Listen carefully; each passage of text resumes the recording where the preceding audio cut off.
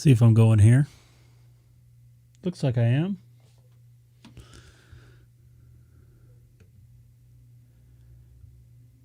Of course, I thought I was ready, and I guess I'm really not ready. So, hello, everybody. Welcome back to my live stream today. Here it is November the 12th, 2021, Friday. Actually got the day right today. I just got done barbecuing some hamburgers. A beautiful day outside. I was very surprised in how nice it was. It felt summer-like. It was about 93 degrees, I think, for the high here in Southern California. So definitely fire weather. I hope it doesn't happen. Today, I'm going to start out probably on 2-meter sideband. Then eventually, I'm going to probably migrate over to, just getting set up to. Going to migrate over to definitely one of the reflectors, probably reflector 30 Charlie. I'm going to get the chat going here. Give me a second to get that going.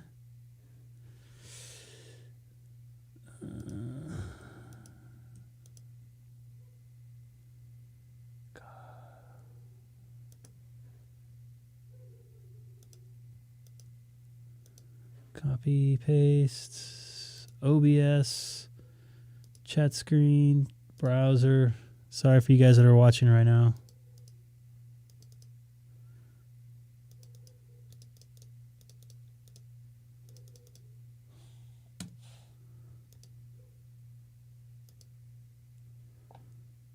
See if this works.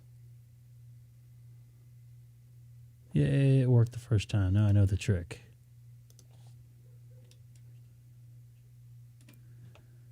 All right. Let me see here. Oops. Apologize for that echo. Still working out the bugs here with the new system here I have going on. Let's check and see if anybody's on 2-meter sideband right now on 144.250. Kilowatt 6 Echo Golf monitoring 144.250 upper sideband.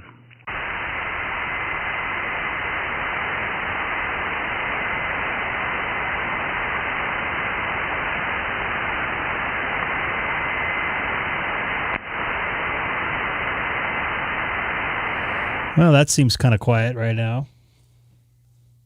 So I'll go into reflector world here. See if anybody's on. I'm on a reflector 30 Charlie. Anybody watching right now? Thought I'd have more people watching right now, being on earlier, but we'll see. We'll see how it goes today. I'll wait till someone pops in here before I get started here.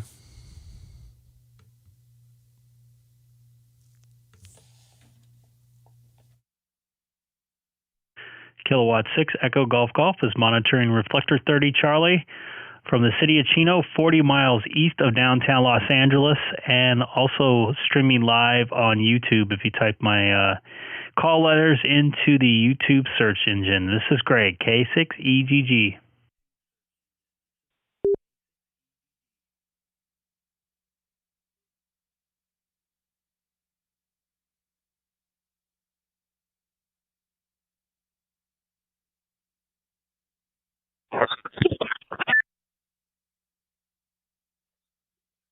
K6EGG, I believe it was. K4USA, go ahead.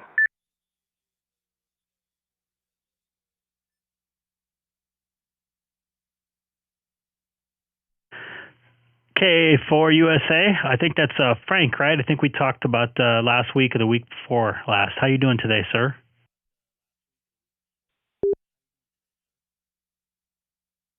K6EGG, Roger on that. Yeah, I think we talked once or twice late at night. I get in here usually late at night. Last couple of nights I haven't, but I usually enter late at night on 30 Charlie. Sometimes I'm on this Icom, and if I go in the bedroom, I get on my Kenwood 74. So, but I'm usually around late at night on this on DStar. On the HF a little earlier today, even early tonight, but band's kind of breaking out. So Anyway, back to you. It's Frank on this end. Go ahead. Yeah, Frank, I heard 40 meters was hopping. One of the guys locally here in Southern California, Keith WA6QXA, talked to Barcelona, Spain, I believe, about 2 hours ago. So do you work any HF stuff? It was good. It kind of dropped out here in just the last little bit. It was pretty good for a while, but the sunspot cycle gets back up about another year and a half. It'll be some good talking. It's good now through the day, 20 and 40 meters. I hope 10 meter even opens up. I heard it was kind of busy last weekend. I think it was last weekend. So hope that picks up as well, because that was good for, I think, like 4 years ago, pretty good for a little while. Then it just dropped off all of a sudden. It's probably the solar cycle there. Roger.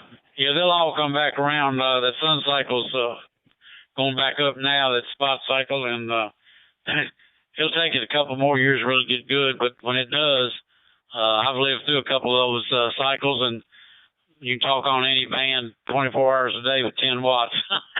It gets crazy. You can't hardly find a place to get in to talk. But anyway, there it was. Last year, it wasn't the 40 and 20 was really bad. It's starting to open up a little bit, so it'll get better, a little bit better all the time for the next 7 years, I think. But anyhow, it's going to be some good talking for HF and stuff like that. So even 2 meter will eventually open up where you can simplex, you can talk DX on that some. Yeah, I'm kind of looking forward to. I heard stories of people here in Southern California hit and skip on 2 meter over to the Big Island of Hawaii. There's a couple beacons out there that the guys point their antennas at. So I hope that comes up. And I remember back in the 80s when I was a little youngster, listening to the 11 meter CB band, and skip was like kind of constant. It was all day long. We'd hear guys coming in from Indiana here in California and Florida and Alabama and different places in the South. And now it's kind of dead. I'm looking forward to a big solar cycle coming up here.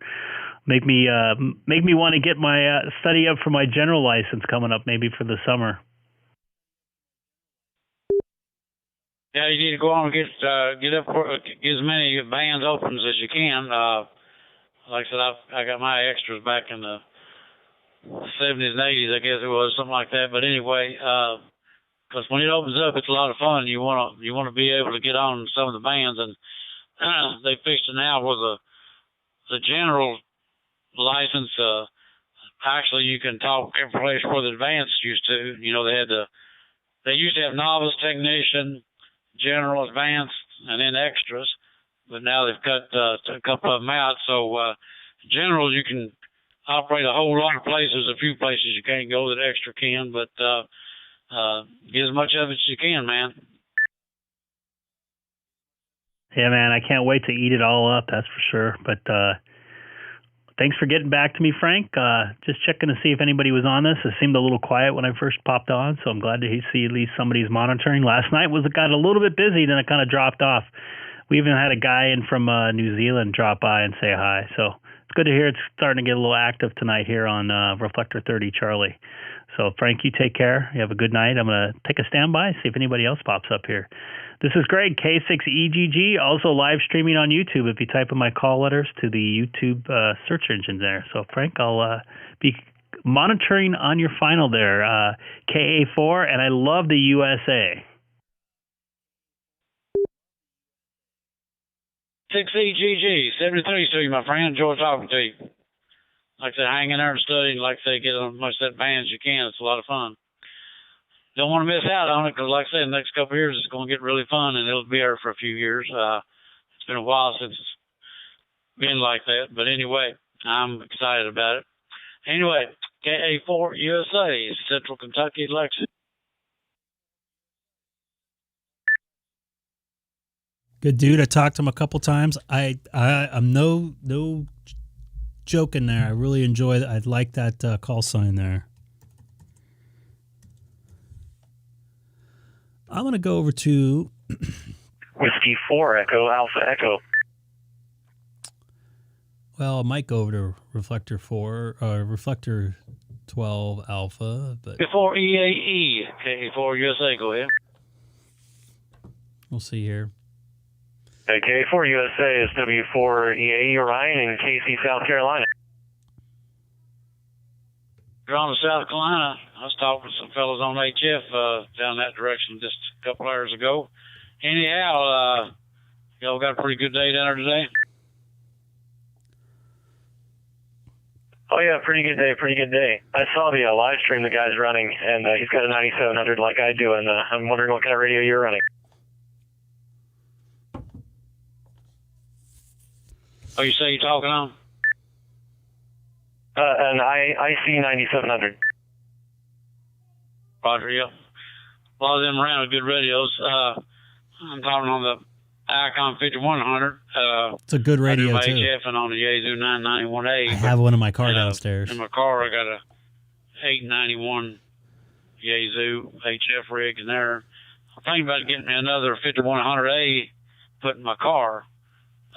Excellent, Greg. Thanks for really watching. like I appreciate it. Icon 5100. If you're new to the channel, please don't forget to hit 2-meter that stuff, subscribe and button.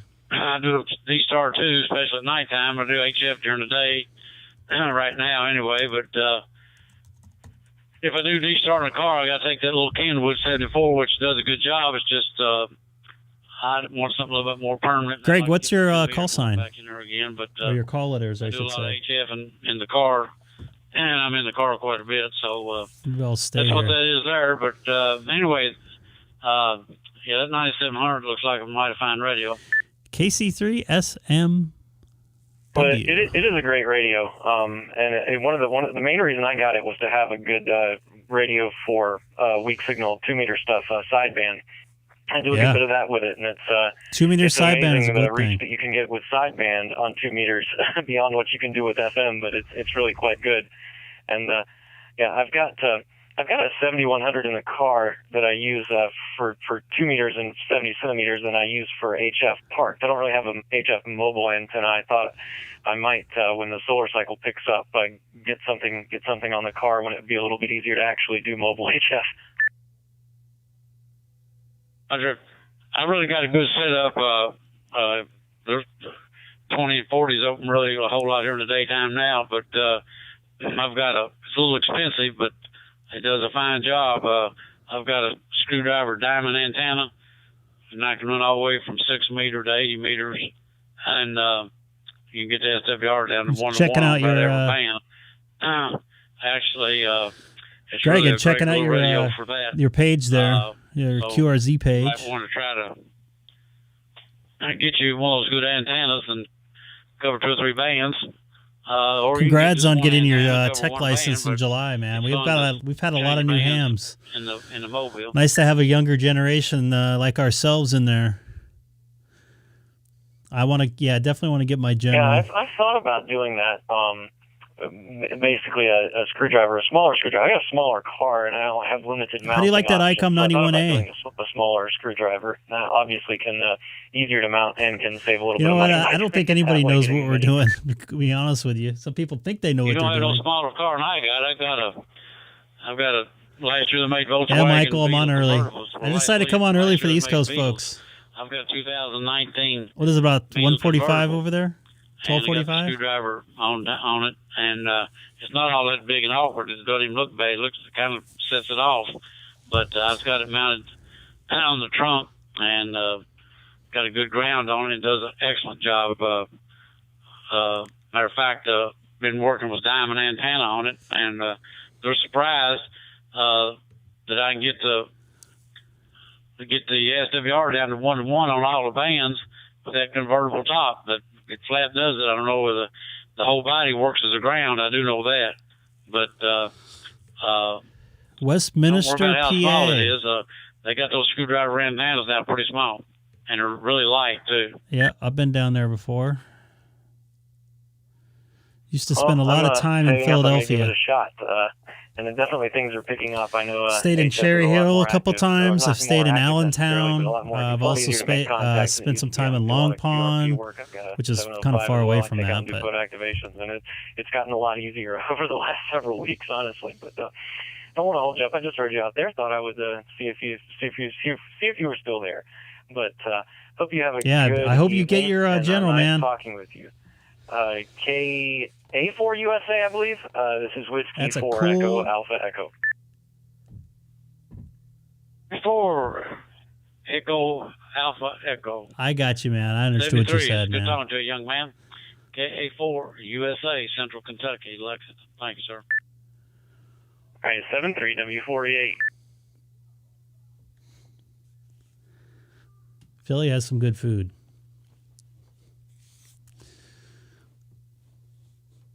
It's been a while since I've been up there, though. It used to be my home away from home. Spent many a nights in the Marriott there in downtown. I think it has towers, if I recall, right? I've also stayed at I think it's the JW Marriott. KB6QL. KB6QL. KA4 USA, looking for you. KB6QL. KA4 USA. John, you out there? Glad to see this is active tonight. Last night it got active, then it got quiet. I didn't want to hog the ban. Yeah, JW. It's right by a post office, I want to say. Negative contact. It used to be a bank building. KA4 USA. Listen. Really nice. I don't advise anybody to stay in downtown.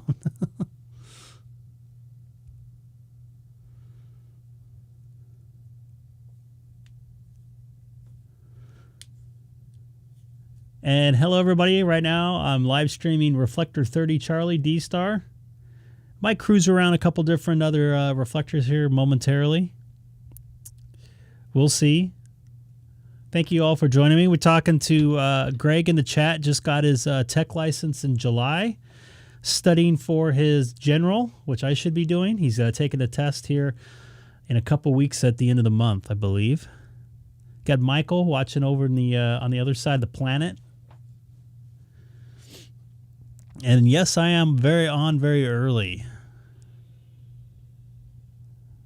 So anybody watching right now, jump in Reflector 30 and say hi. Love to hear from you. Sorry about the shaking screen on my my radio cam there. Still dealing with some issues with my setup here. There's a little bit of a better view there.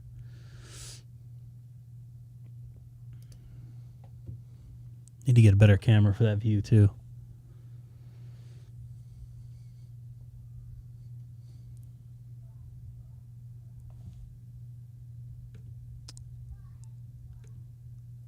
Let's see if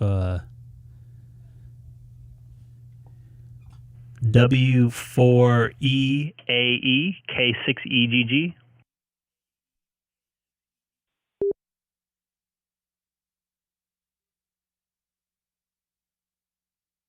See if he's still monitoring.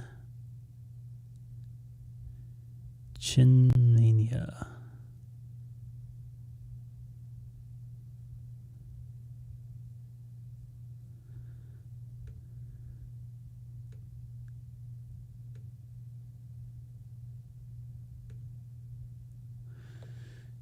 K6EGG, back to monitoring.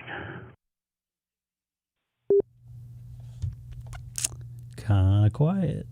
So what I might do over here, if I don't hear anybody here in the next minute or so, is go over to Reflector 12 Alpha, which is a local repeater system here in Southern California. There's like 11 different repeaters all the way from San Diego, the Mexican border, all the way up to Central California. It's called the Papa system. You can look them up on the internet if you have a computer nearby.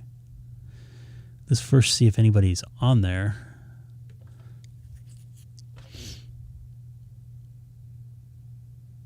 $17.48. Looks like somebody is on there. Catch me if you can. KB6UCS. like somebody out in the valley. So let's go over to reflector 12 Charlie real quick. Or 12 Alpha, I apologize. 12 Alpha.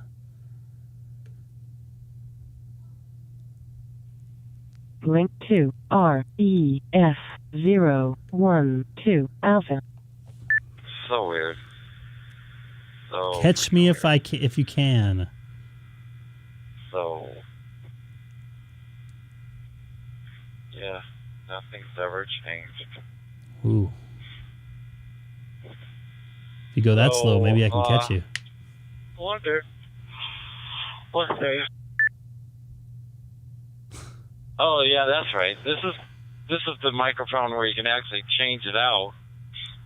Or since it's RJ45 to RJ45, you can actually change it out and have it be as long as you want with just a Ethernet cable.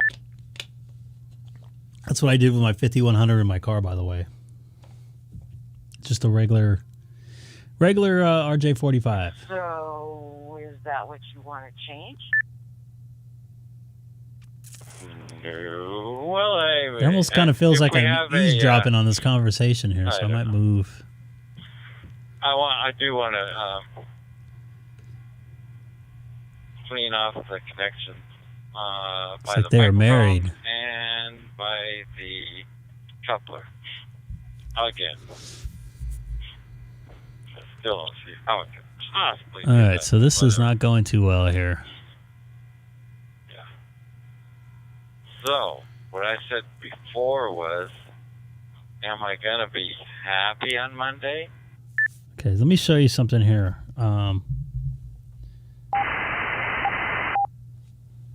In theory, you should hear the same conversation on this repeater here. Oh, I don't know.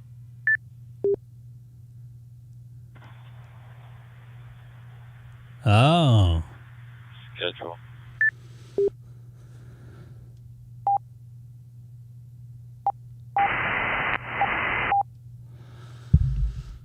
Sounds like they're having a private conversation. What do you guys think? Bob, Robin, Dave, and you. Don, do you want to meet me over in Reflector 30? Let's dump out of... We'll be back over here in a little bit. This is... Oh, yeah, I remember Ted. Okay, now it's coming back to my mind. 030 Charlie. Back on Reflector 30 Charlie, everybody. Or Don, do you want me to go over to oh, he's eating now. A late dinner? You're going to be going to bed soon. I cooked hamburgers in my backyard in the barbecue because it was 90 degrees outside and it felt like summer. Let's see where that guy's from. VA3. I do not know how to pronounce that guy's name. I do not want to hack it.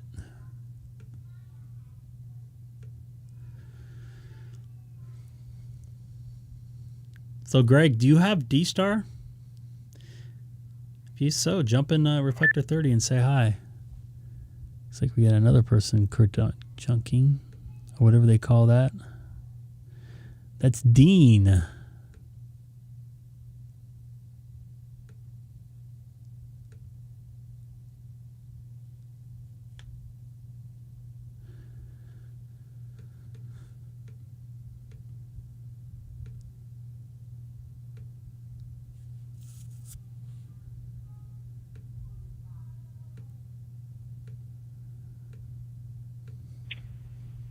KC3SMW.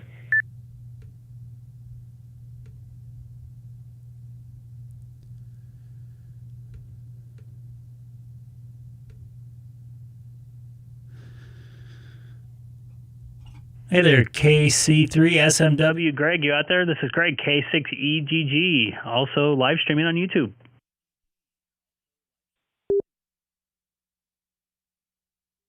It's quite interesting, the lag on the YouTube from the radio.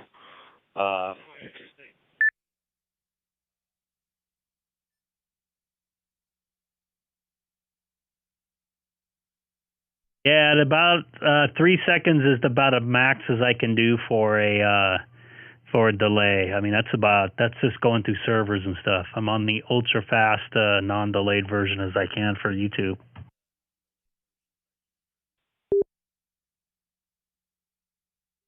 No, that's quite understandable. The real world is much faster than the internet would be for streaming and stuff. I actually have the same problem when I do stuff on Twitch.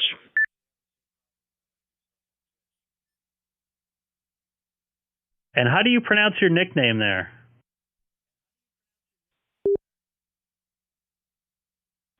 It's pronounced Changmania.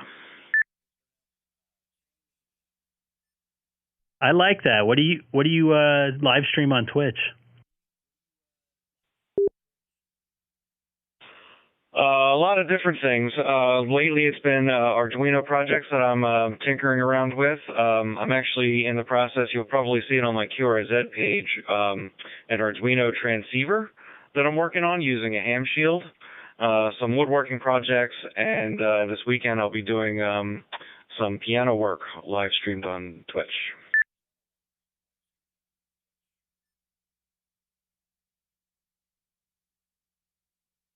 Very cool. I really enjoy watching live streams. That's why I started doing one, kind of, sort of.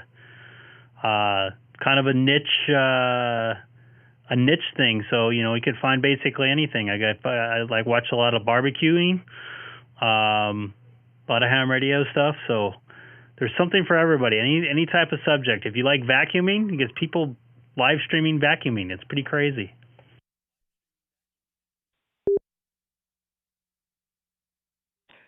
Yes, absolutely. And I feel like it's an outlet for me to do my hobbies and have some interaction with people at the same time.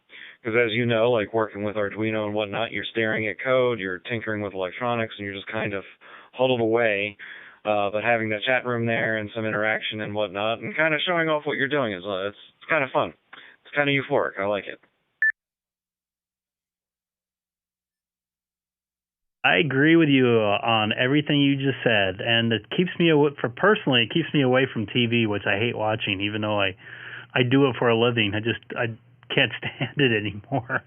I watch like an hour's worth of news, and that's about as much as I can do today. So I understand where you're coming from, pal.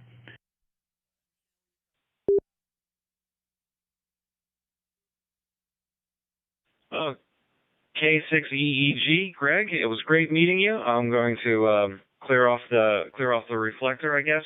I'm still so brand new to DStar, like literally a few days into DStar. I still have no idea what I'm doing quite yet. So it's good to find you on YouTube and find you on the reflector. Thank you very much, and hopefully I'll talk again soon. This is KC3SMW saying 7-3. KC3SMW, I appreciate you watching and subscribing if you did, and I'm glad you found me, and I hope this will be some entertainment for you, and maybe you can also learn something from it. That's kind of another reason why I have it on, to make contact, and I've had people show me stuff, and I've showed some people some stuff, and I've done some programming of DStar when I first started out. I did it live, and I remember looking down, I had like 30 people watching at one point, and I was getting frustrated, and everybody was like, no, I'm learning something from it. Keep going. So they learned what not to do. So you take care there, KC3SMW out there in Pennsylvania. This is great, K6EGG. Also live streaming on YouTube if you type in my call letters to the search engine of YouTube, K6EGG, Kilowatt 6 Echo Golf Golf.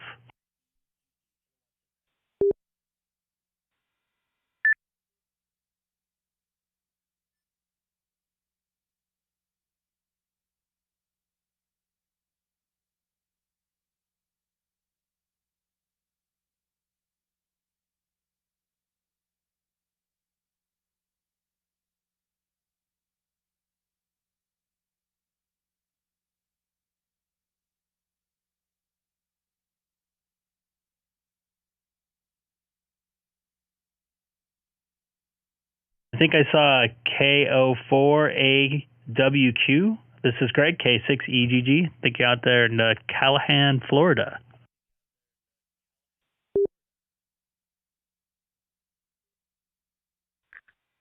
K6 K6EGG. This is K04AWQ, Jim. We spoke, I think, about 2 weeks ago. It's good to hear your voice on the radio again. Yes, I do remember. I remember the AWQ. I couldn't remember exactly where from, but it's nice to hear you again. How's Florida doing today? You guys get some more weather go through there? We get weather all the time. It's whether you like it or not. Actually, it's been pretty nice.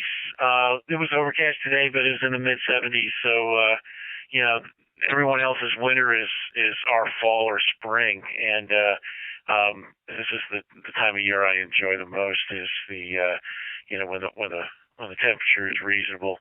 We went through a cold spell about a week ago, and now we're on the other side of it, and it's starting to get back up to normal, about mid-70s, which is always fun. Yeah, I've spent a couple weeks in the summer there over the last couple of years in Daytona, not too far away from where you're at. I remember taking my wife down to Orlando. We went in December when it was nice, when it was beautiful, and she didn't understand the fact why you guys have netting around your backyards.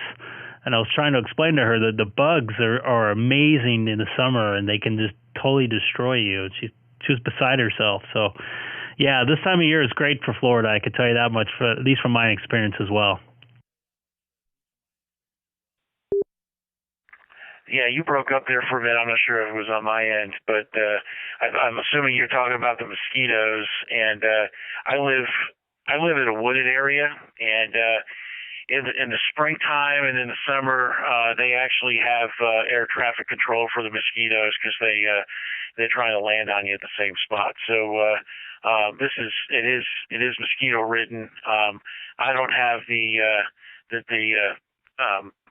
netting, as you called it, up in my backyard. So I use a defogger, and it actually keeps the mosquito population to a minimum. But yeah, Florida can be pretty bad with bugs.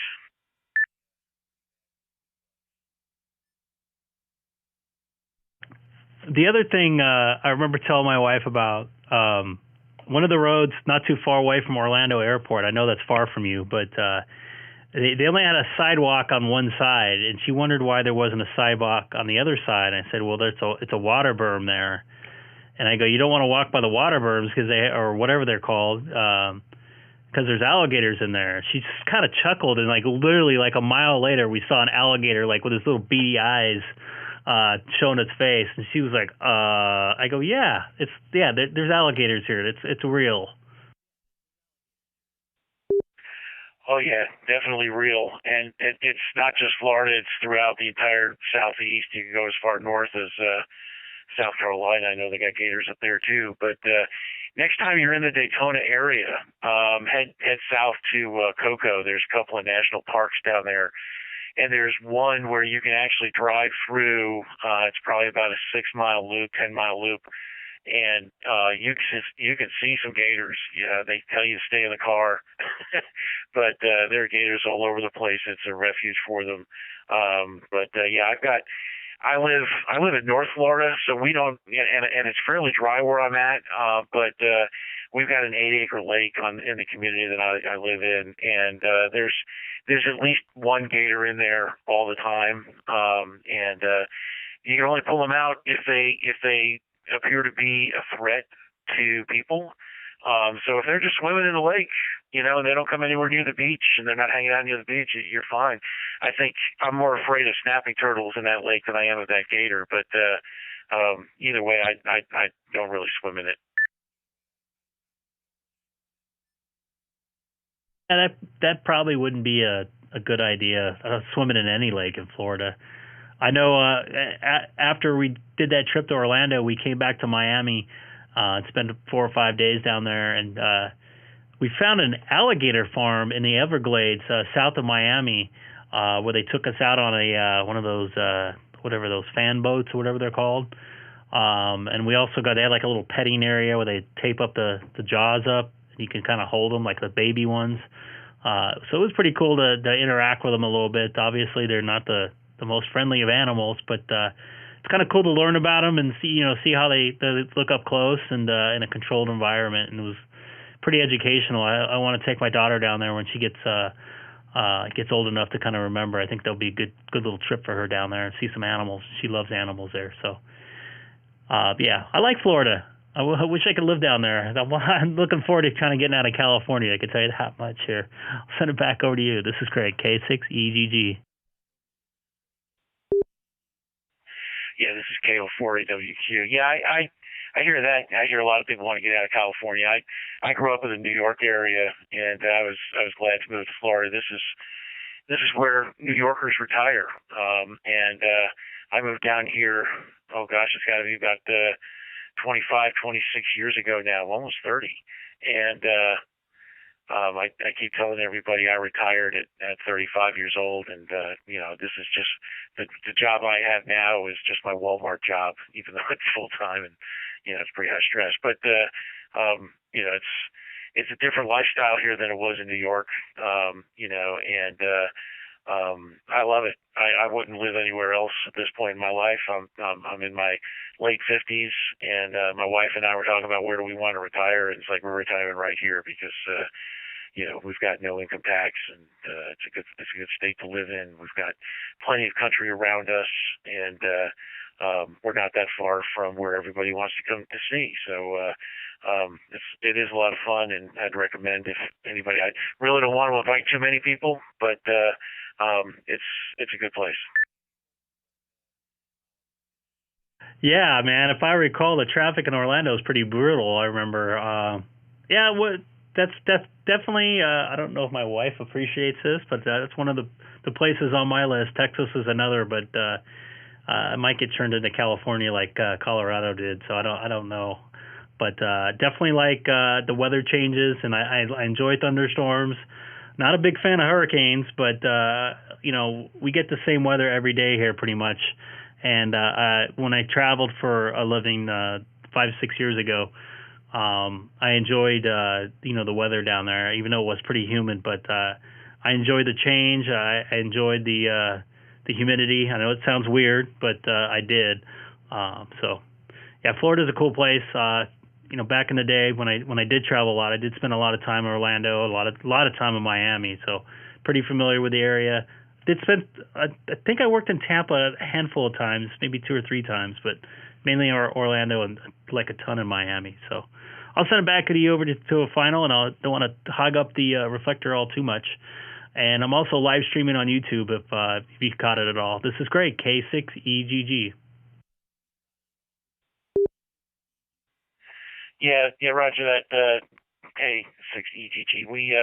I lived in Orlando when I first moved to Florida for about 3 years, and it's a whole lot different now. Like I said, it was about 25 years ago, and it's Orlando has changed a lot in that time. It's just really exploded.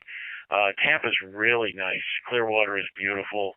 That whole Gulf Coast is really pretty. But we picked North Florida because everyone was moving south, and it's we've got a small town here in North Florida that we enjoy living in, and it's still has that hometown old Florida feel to it for the most part.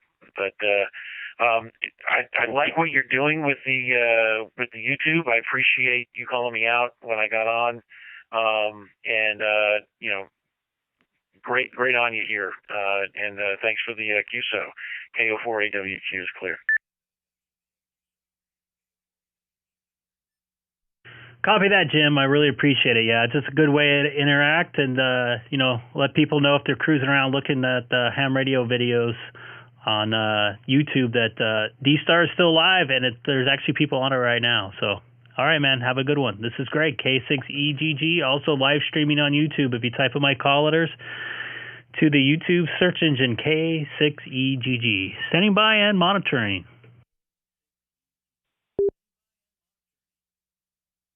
I might go over to Reflector 12 now, see if those married couple's gone. I don't know how long you guys were watching for. By the way, that sound you hear in the background, that's my AC going, and it's 6 o'clock at night here in the middle of November. can't believe that. Looks like somebody just popped in there. N7. I think I've talked to him before. N7 PNK.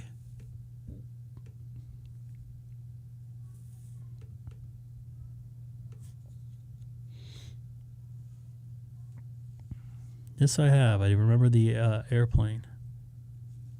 I should probably put his YouTube page or this QRZ page up on my YouTube page.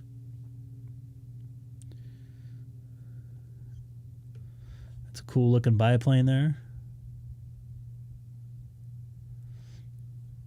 I've never been in a tail dragger, so it's one of the things I want to go in.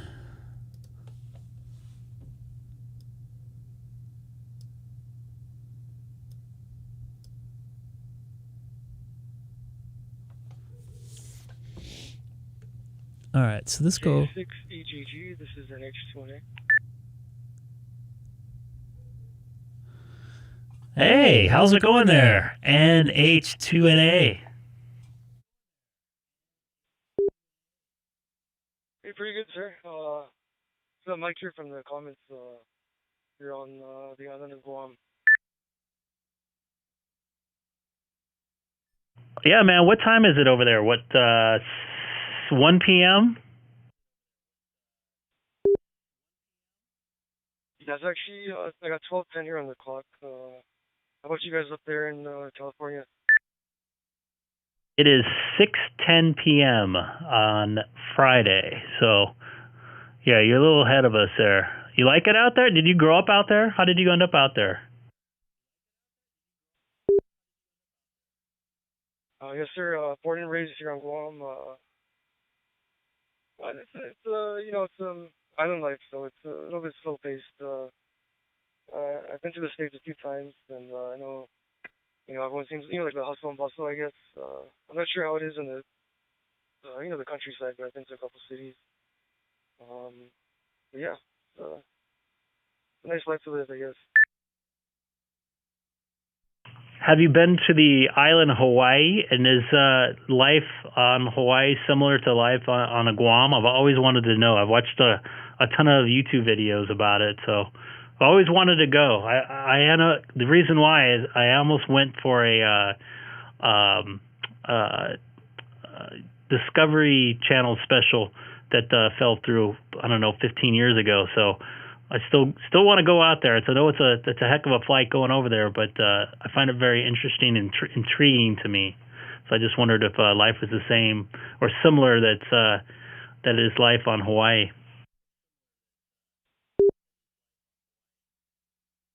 Yeah, the flights. I've been to I got family in the East Coast, so flying out there, and flight time or transit time is usually about 24 hours, maybe a little bit over 24 hours, depending on what time of the year you're flying out. But as for Hawaii compared to Guam, Guam's a little bit,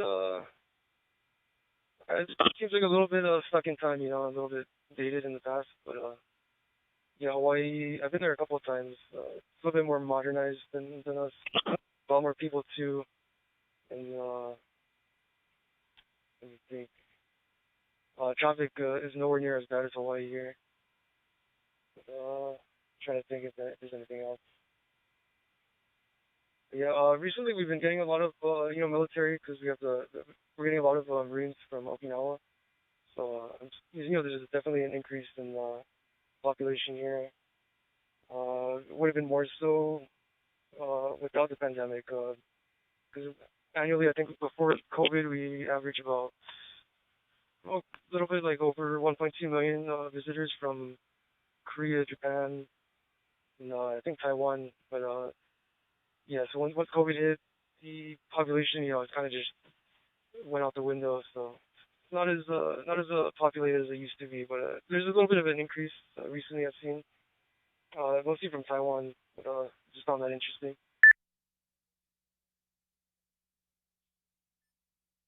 And do you get island fever there at all? I mean, it looks smaller than Oahu. I don't know it's kind of hard to tell on a map, but Oahu's not all that big and populated.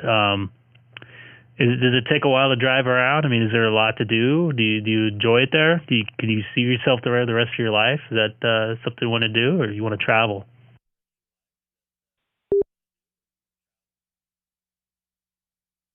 Yeah, I like to travel. Well, I have a family in South Carolina, so I travel out there quite often. Actually, maybe every other year or so. I'm only there for about a month or two. As far as transit time here, we're about 37 miles at our widest, our longest point, and then about 25 at our widest. But with all the the winding roads, it takes about, I'd say, maybe 40, 50 minutes or so to get from one end of the island to the other. We have one main highway that cuts through the island. It's called Marine Corps Drive, and it connects the big Navy here. We have a Navy base, and then Anderson Air Force Base. That's the Air Force Base up here. And then closer towards Anderson, they're actually building housing there for the Marines that are coming from Okinawa. But yeah, that's like the main. We call it the main artery of the island. All this where majority of people transit through on a day-to-day basis.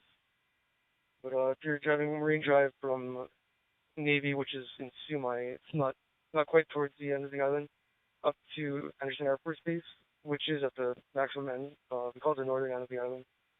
Looking at about maybe 35 minutes.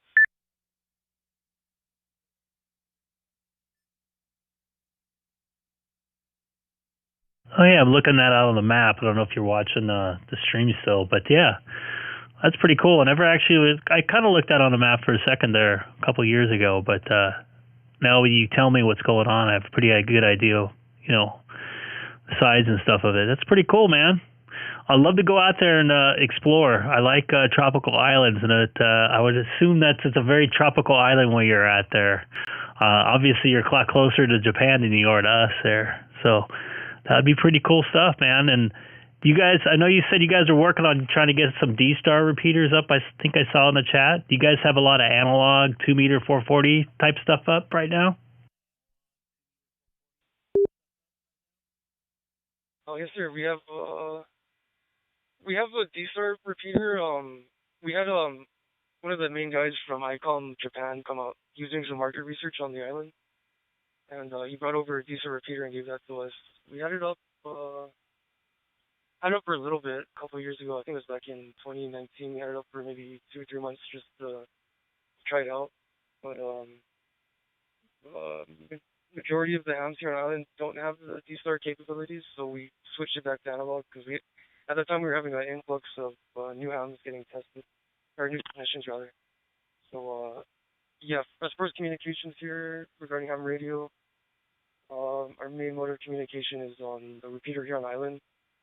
It's about 50 watts, and it's located on Barragata Heights, or Barragata Hill. It covers roughly 80% of the island. We have it set to 14691 with -6 kHz offset. And then we have another repeater closer towards one of the radio stations here on the island. It's KSDO, but that covers the southern end of the island. So but the 91 actually covers pretty far down south, considering where it's located. And then not too much simplex here on the island.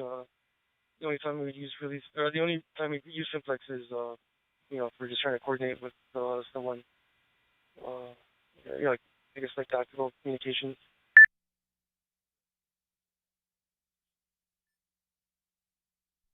Cool deal, man. It's glad to see at least ham radio has got some footing over there. I'm sure that place would be a great place for some HF work there. I know Hawaii. I know the guys over there. I've talked to a couple over there when I was over there, just on 2-meter repeaters and 440 repeaters, and they love it. At night and stuff when the band, some of the night bands are up. It's super quiet. Not a lot of interference, obviously, because they're not by a big city, and they're out in the middle of the drink there. So, cool deal, man. Michael, thank you for watching the stream. I appreciate you finally jumping in there and saying hi. Been wanting to chat with you actually with a real voice. So I appreciate you watching, and maybe if you want to make some contacts over back into the States, I'll take a standby here. So this is Greg, K6EGG, also live streaming on YouTube, talking to Michael, NH2NA. This is Greg, K6EGG. All right, no problem, Greg. Kind of got some R2D2 on the first part of the transmission, but I heard the last time. Yeah, no problem. I enjoy the channel. You know, I like what you do. I like the interaction with the, I guess, you know, the YouTube creator and the people you talk to. It's a very interesting concept, and yeah, just you stick with it, and I think you can really get your channel to grow if you just you know, be persistent and keep on putting out content. But yeah, this is K6EGG. This is NH2NA. I'll say 7-3s for now.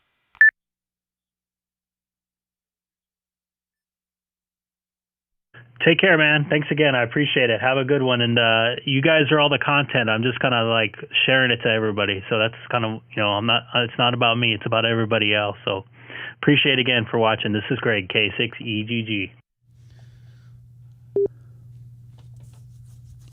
Anybody new to the channel, please don't forget to hit that subscribe button down below.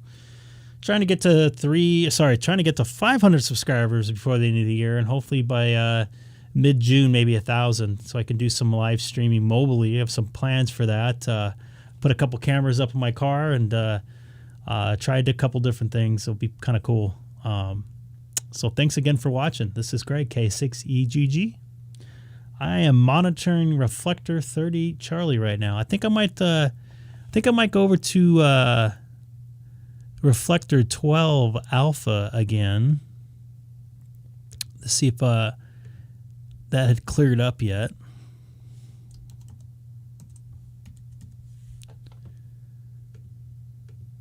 Let's go ahead and do that real quick.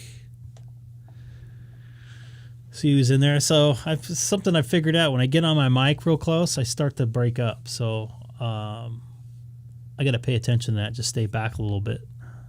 I've had a couple people say that already.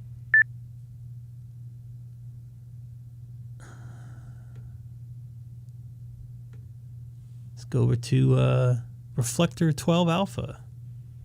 Link to REF012 alpha. I almost picked my nose. I got a note right below the camera here. So those people haven't talked on there since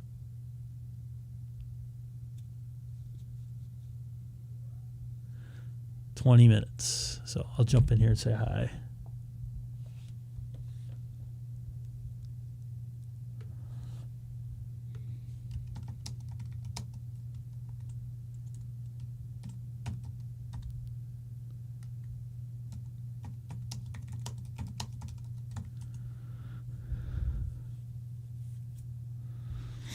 Yeah, all good, Michael, man. You did great. It's all good.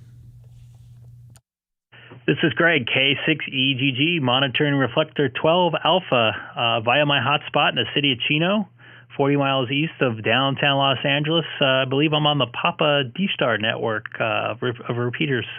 And also live streaming on YouTube. If you type in my call, there's K6EGG to the YouTube search engine. Anybody out there possibly monitoring the repeaters or reflector 12 alpha?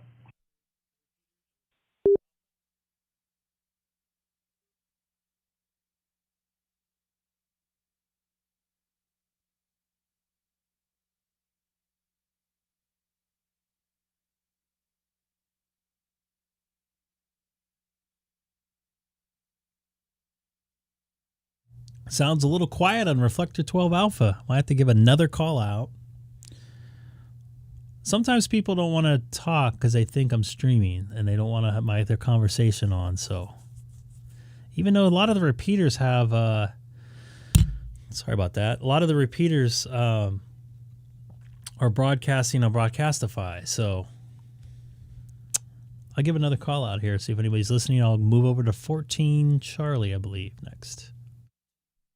Once again, this is Greg, K6EGG, monitoring reflector 12 alpha the Papa system DStar repeater system. I'm on my hotspot in the city of Chino and also live streaming on YouTube if you type in my call letters K6EGG.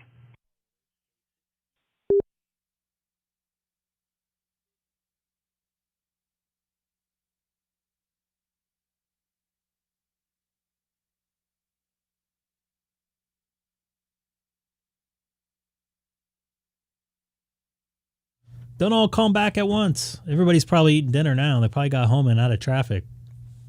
Although I just looked at traffic here in Southern California. It looked pretty bad. I can hear my daughter in the background. Hi, Haley. Actually, traffic doesn't look that bad. Oh, yeah, it does. Look at this. Ah, yikes. So I am right here if you guys are wondering. And tomorrow I have to work all the way over here. Santa Monica. So it'll probably take me 2 hours to get home because this is about the time I'm going to be getting off tomorrow. I feel somebody here. Who do I have here? I got a Haley here. Haley, who are you right now? Elsa. Elsa? So what did you do yesterday? Did you have fun yesterday? Yeah.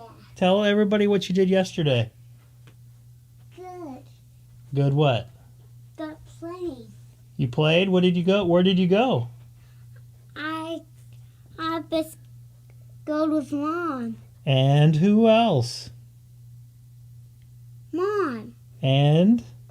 Dad. Yeah. And where did you go yesterday?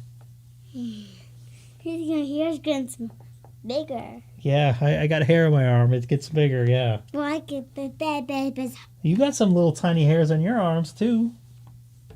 Yeah, and Mommy has smaller too. Yeah. Does it look like goosebumps? Yeah, that feels like goosebumps. Yeah, it does. See Daddy's broken thumb? Does that look yucky? Yeah, I broke my thumb yesterday. Happened. Oh boy, I smashed it in a door. Oh, The left one there should be the size of my right one. what, It's pretty thick. So what happened to you? I smashed my thumb in the door yesterday. I wasn't paying attention.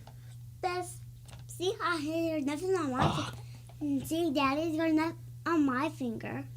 No, because you didn't smash your thumb.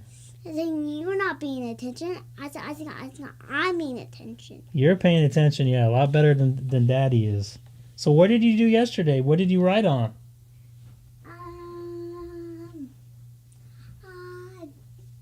No bike. No bike, but you went to the mall. What did you go ride on? About Oh boy. nothing. You rode on reindeer yesterday, remember? On the carousel. I just think is a Let It Go song. Yes, it was on in there too. Yeah, and Olaf and Krista. Yes, it was. And All right, let's get back to some ham radio here. Sorry, folks. look, I can see myself. Do you want to see yourself again? Yeah. Daddy's going to get to some work here. You see yourself? You going to dance? Yeah. You see yourself on that one too? Yeah. I got a ham. A ham? That's a good thing. There's nothing wrong with being a ham. Go tell Mommy you're a ham. Ham? Yeah, ham.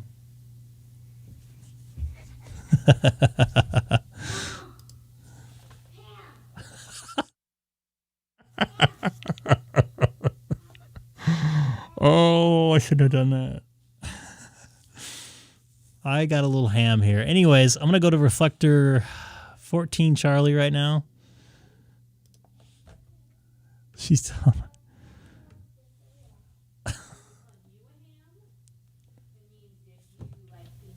Linking to REF014 Charlie. All right, so let's take a listen to 14 Charlie. And let's see who's on here. First off, I go to the gateway to see who was on it last. Doesn't look like anybody was on for a little bit.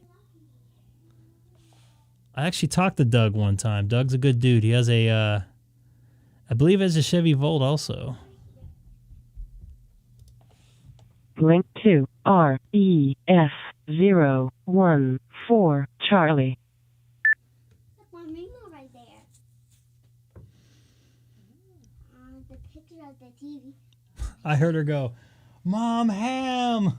Did you call her a ham? Yes. I thought so. I had to explain it to her. Mama, why? I don't think I'm in the Reflector 14 Charlie here. What do you think, folks? It doesn't look like I'm connected to it. I don't see myself in the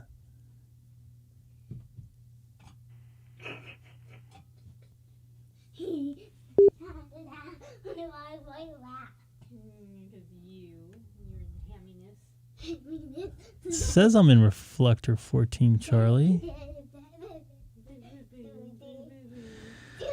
14 is a Northern California and Las Vegas Reflector. 12 Alpha is the Papa system. And for some reason, 14 isn't working. I don't see myself in the gateway at all. And K6EGG monitoring Reflector 14 Charlie. Anybody have a copy for a radio check? I'm not connected there. There we go. I am on now. I do see myself on there now, which I didn't the other two times I keyed up. See myself there? I can actually click on there and you can see my location. I can't see myself. You can see my house right there. Huh? There's my house. Where?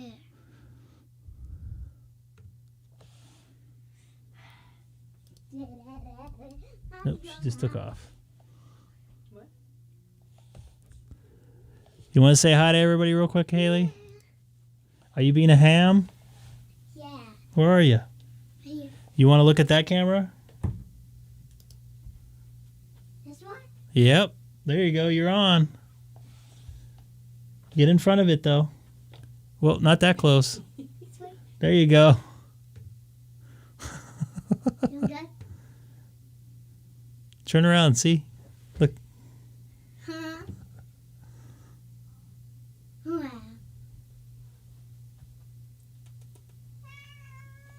What's going on in here? Wow. Got a cat in here? It's so great. I read. Oops. See the cat below my shoulder there? Sasha. Sasha, that picture of you. That picture of you. Haley. Michael says hello from Guam. Guam? What is it? Guam is an island in the middle of the ocean, Pacific Ocean by Japan. Say hi. You want to say hi, Michael? Hi, Mike. Hi, Michael. Your audio sounded kind of low, Michael, so you can actually go back and check out the stream. You sounded a lot lower than the other guys. W6DUO, K6EGG. See if Hey, there you are. You're on a good reflector now. W6DUO. Yeah, it wasn't showing up on it for some reason. It seems like it's working now.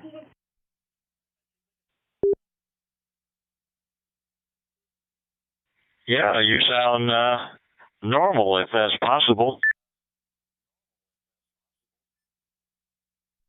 Sounding normal is a good thing, I guess. I made my first contact from Guam. I've never been to Guam. You know, I was in the Navy, but we never stopped in Guam. I haven't heard a lot of good things about Guam. Guam has always intrigued me. I've always wanted to go, and I don't know why, other than the fact that I was supposed to go in the late 90s, early 2000s, and something fell through, a work project, some oceanic thing or something like that. But yeah, I do know where the mic gain is on the 5100, Michael. Sorry, I was supposed to be talking to the stream only. How does my gain sound? I don't know what I got it set at. I might be a little too hot. I don't know. I'm sorry, Don. I was talking to Michael the last part. I was supposed to unkey. He's in the chat on YouTube. He has a 5100. He wanted to know what the mic gain setting was, and I can't remember offhand because I messed with that radio settings like once or twice, and I left it how it was.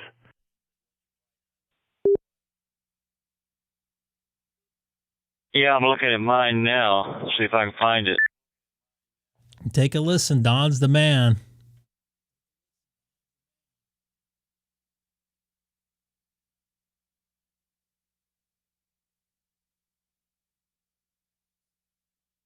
K6EGG, Don.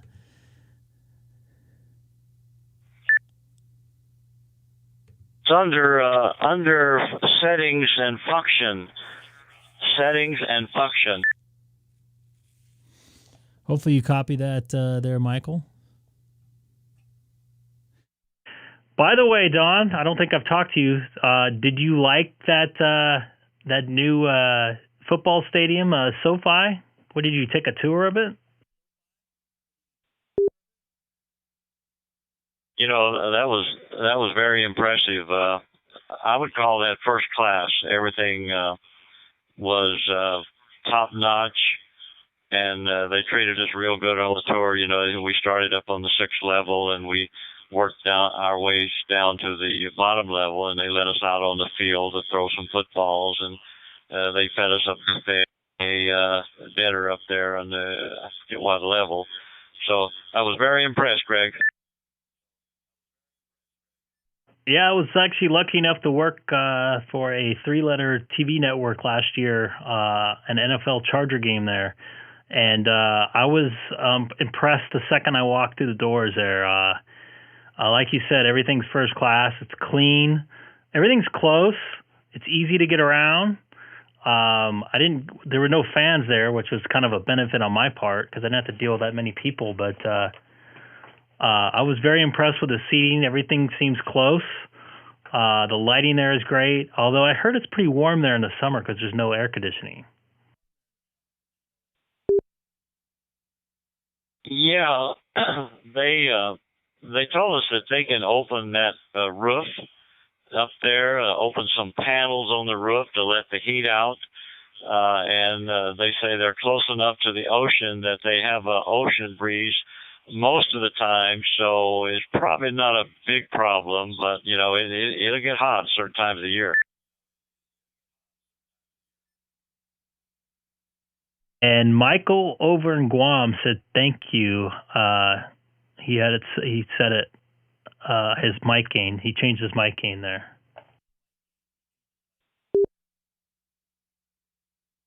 Have him go ahead. Michael, if you hear me, go ahead and give us a transmission and see how you sound.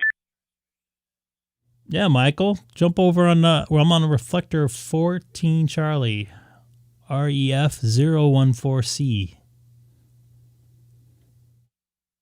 I don't know if he followed us over, but I know he's watching on YouTube.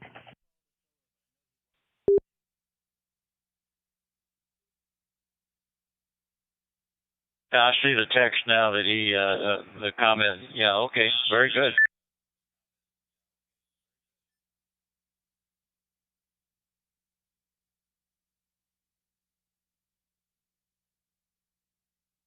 Yeah, it's weird. I couldn't get into this reflector at first, so maybe he might be having the same problem, although I don't know if he followed us over. It's actually, he watched a couple times on YouTube, but it was the first time I've chatted with him, so it was pretty cool. It's 12:40 on Saturday over there. 12:40 right afternoon? Yep.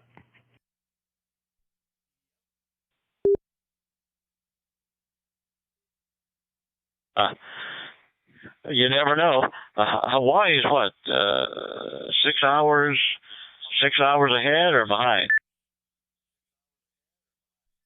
Hawaii in the winter is 3 hours behind, I believe, or 2 hours behind. I can't remember. I think they're 2 hours behind.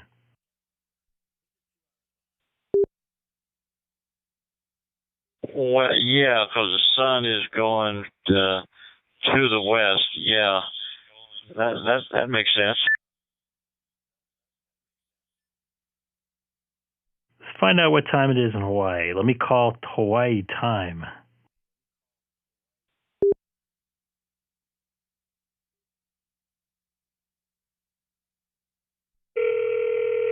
Let's check and see.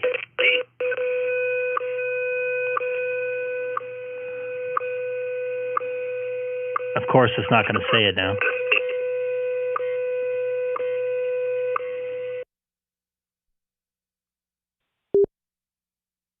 NH2.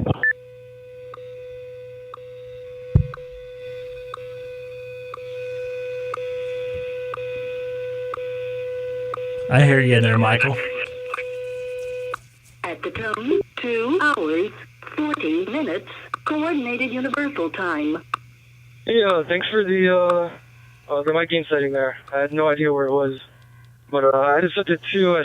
I bumped it up to 4 because Greg there said my audio was a little bit low. But how's it sounding now? It sounds great. Great now. You're a lot louder. And that's Don, W6DUO. He's about 20 or so miles away from me down in Cyprus.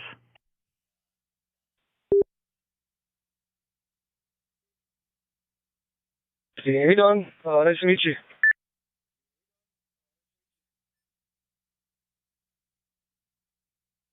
Yeah, I copy you fine, Michael. You do sound much better. You were a little low in audio. You were readable, but it was a little low. But you sound A1 now. So glad to hear you from Guam tonight. Thanks for the signal report. I heard you're in the Navy. I just wanted to thank you for your service. I know we just passed Veterans Day a couple days ago. Oh, very good. Like I told Greg, I haven't been to Guam, and from my military days way back in 59 to 60, I didn't have a very good opinion of Guam, but I know things have changed, and I didn't know they had much of a civilian population there. I know it's mostly a military. Yeah, we we just did the census last year. Our population has gone down a little bit. We're at 150,000 people on this island, and then I'm not sure what DOD has here, but I know this weekend we just had one of the aircraft carriers pull into port, so seeing a lot of the sailors out and about, in town.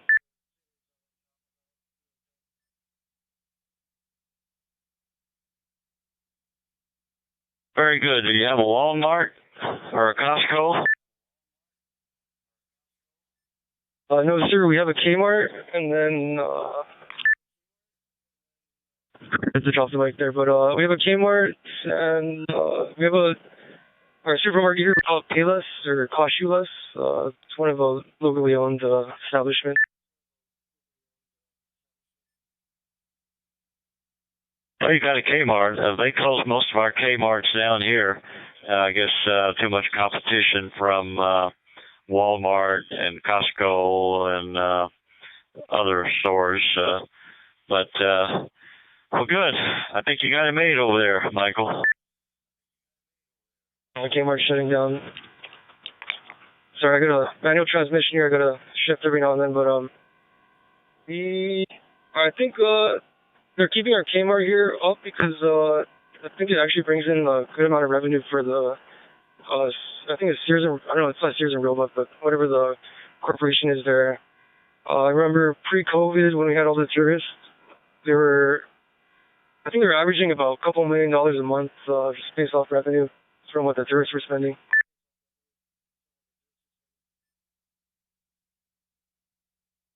That's quite well, really. That's not bad. So Guam is coming into its own now. So I'll have to go over, Greg. We have to come over and visit you and check it out.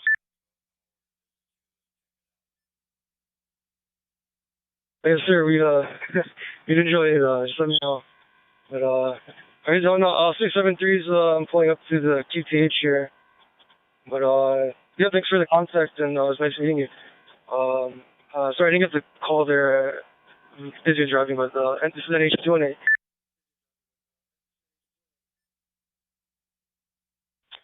Okay, Michael. It's Whiskey 6 Delta United Oscar. So 73's, and I'll be on the side here with Greg also.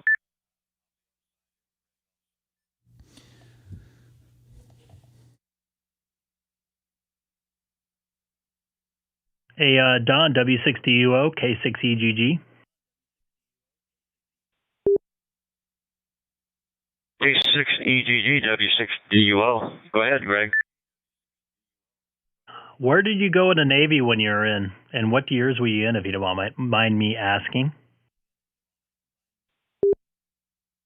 Don't mind at all. I was in from 59 to 63, and I was on a ship that didn't go anywhere, basically. It was a destroyer tender, and we spent 9 months in San Diego and 9 months in Japan. So Japan, Hawaii, naturally we stopped there. We stopped in Hong Kong for a day or two.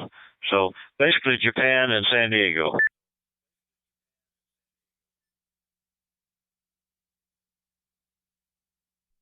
And did you get seasick? Negative. One time I was working on a radar system up in the bridge, and it was hot being right there in that middle of that big radar console. I started to get seasick, but I talked myself out of it. No, I didn't have that problem, luckily.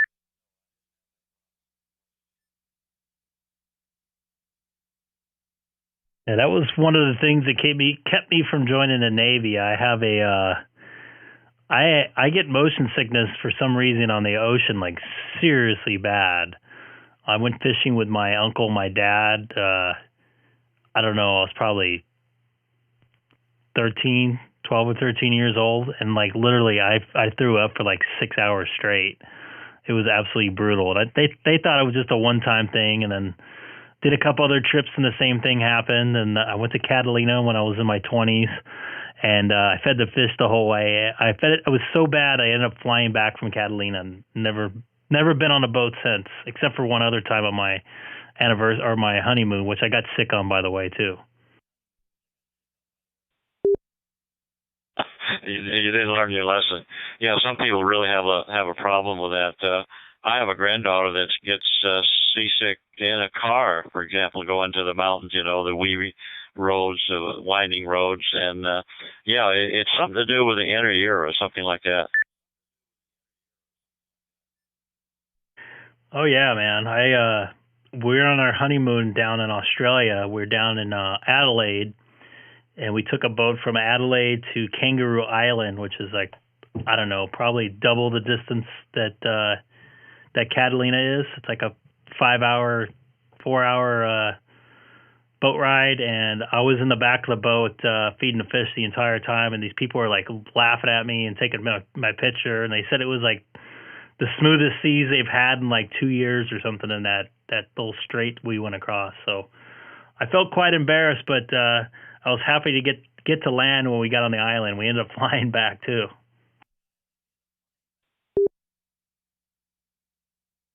You better not go to Alaska and do any fishing. Oh my goodness, there's rough seas up there, and they put you in that real heavy waterproof raincoat, real heavy. And if you fell off one of those boats, you would sink like a rock. So I went twice, the first and last, and caught a lot of fish, but it wasn't fun.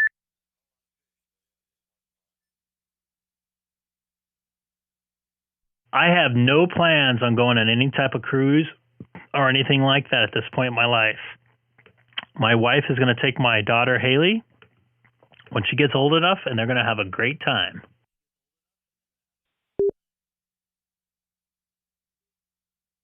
Yeah, I agree. I think your buddy Alex and Keith are on 250, but I think Fred cut out.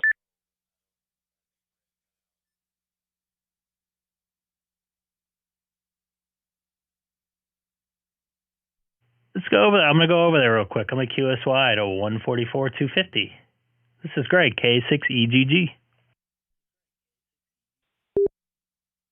W6DUO.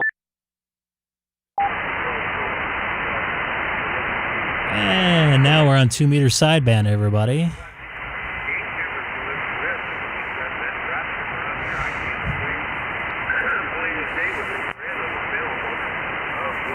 Now I have to get on the mic.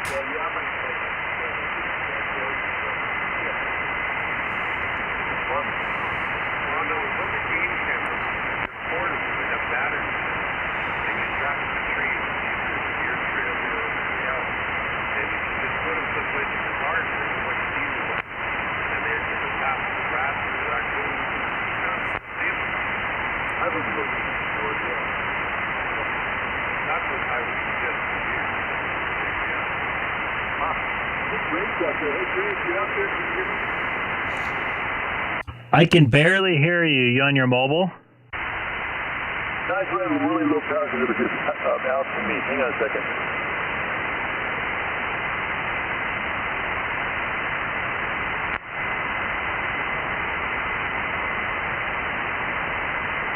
Is that a little better? Can you hear me now? Yeah, give me a 5 count. I got you dialed. I got to get you dialed in. Yeah, see, 1, 2, 3, 4, 5, WA6QJ, Long Beach, without in KJI. And W6DUO. Oh, Don's out there too? How'd you say it, Megan? I'm always here, Steve. I tried calling for you this morning, this afternoon driving from home, but you didn't answer. Maybe I was taking a nap, I don't know. Yeah, this is about 1:30, 2 o'clock. I tried DStar, I tried call frequency, and I tried here, but no answer. Did just like Fred, I come and I go. Okay, no worries. Yeah, but I was looking for you. How's everybody else doing? Hey, David Rice, what's your call time? Call sign, sorry. All over every reflector in town. Trying to keep up with him. He's hard driving to follow. Yeah, I was like driving to a rehearsal last night. He was talking to, wasn't it New Zealand?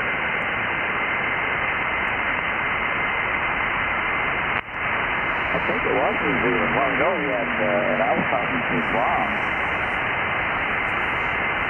I actually spoke to Barcelona, Spain today on 40 meters. That's DX, buddy. DX, not a wire. In the old days, you'd get a 2SL card, you know? Okay, David. Cool. Yeah, I was just on the Papa system. Didn't hear anybody on there. I don't send them out unless somebody sends them in to me. I'm not. Thanks for watching and subscribing if you did. Reciprocate. Well, most people today use that. Trying to bring some more people on Reflector 12 Alpha. It kind of seems a little dead from time to time. You know, I called out like 3 times and anybody come back at me. I think I've actually talked to you before. You sound familiar. I probably sent out about 10 to 15 probably. So like I said, if somebody sends me one, I'll reciprocate. It's not going to kill me. Yeah, I understand. Greg, do you copy me with my little 705? Yeah, I got you in there. You sound all right. A little low, but you normally sound a little low to me. Yeah, you're not too strong here either. I don't know if I have the beam on or not. I'm not running any power. That's probably why I'm low. I've got some power issues. Put the beam on. Is that any better? Oh, yeah. You sound a lot better now. I still hear you too, Don. I may be getting you off the side. Yeah, you're coming in here about S9, Keith. That's not bad. Yeah, well, I got the beam pointed toward Greg, so it's kind of toward the rear of the beam, you know, so yeah. Yeah, you dropped down quite a bit as far as the meter's concerned, but I hear you're fine. So no big deal. I'm glad that you're able to you know, hear Greg and he can hear you doing so. What'd you do with Alex? You put in front of the TV? Alex, you still out there? Oh, I'm here. I'm listening to you, Yahoos. You got that right. Hey, I meant to ask you, Don, how many pounds did you gain yesterday? Oh, boy. How long did it take to show up on the scale, Keith? I don't know.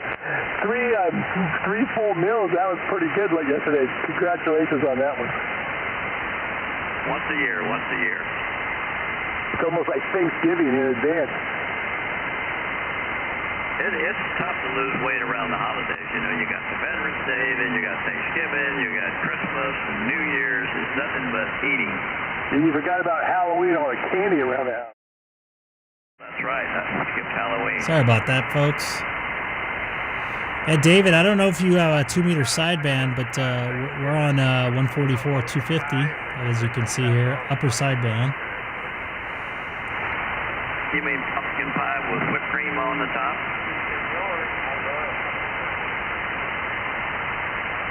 Same.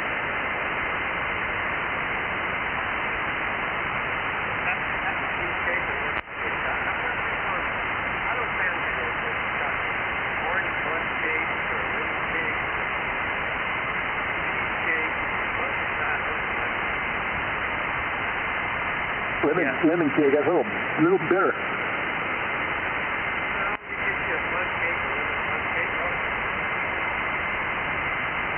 Yeah, I love the lemon flavored desserts too. That's because you guys are such sour pusses. You got that right. Well, you ever tried, I'll tell you what, you ever go to Costco, you try the lemon buns cake. I'll tell you that. Actually, I like lemon bundt cake. It is good. Make them in orange, all kinds of stuff, but I like that lemon. I'm drinking pink lemonade. After dinner, have a small mug, and ready to pink lemonade. Sorry, I was hooking up my V71 here. I'm Modelo myself.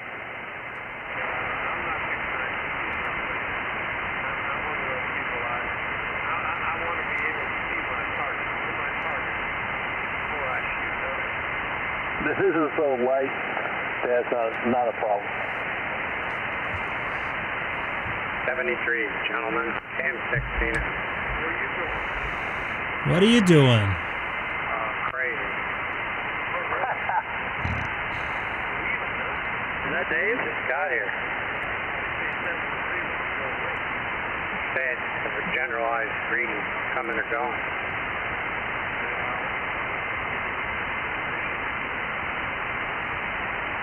Dave, did you get that I wrote the code.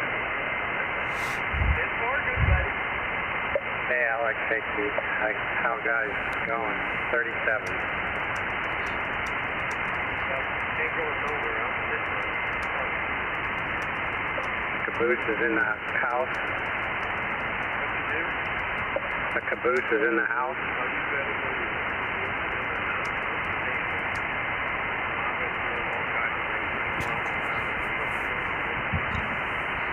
You know, that's your same story every day. I'm sorry you asked.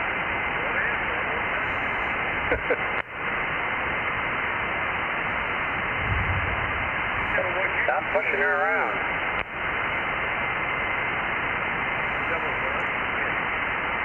I said stop. Hello, everybody watching tonight. I'm monitoring not a reflector right now. 2-meter sideband, 144 250. Local rag chew frequency here in Southern California. If you're from this area, jump in, say hi. I'd love to hear from you. Yeah, I did. One video, yeah. You know, first of all, thank you for even trying to send something. Second of all, it worked.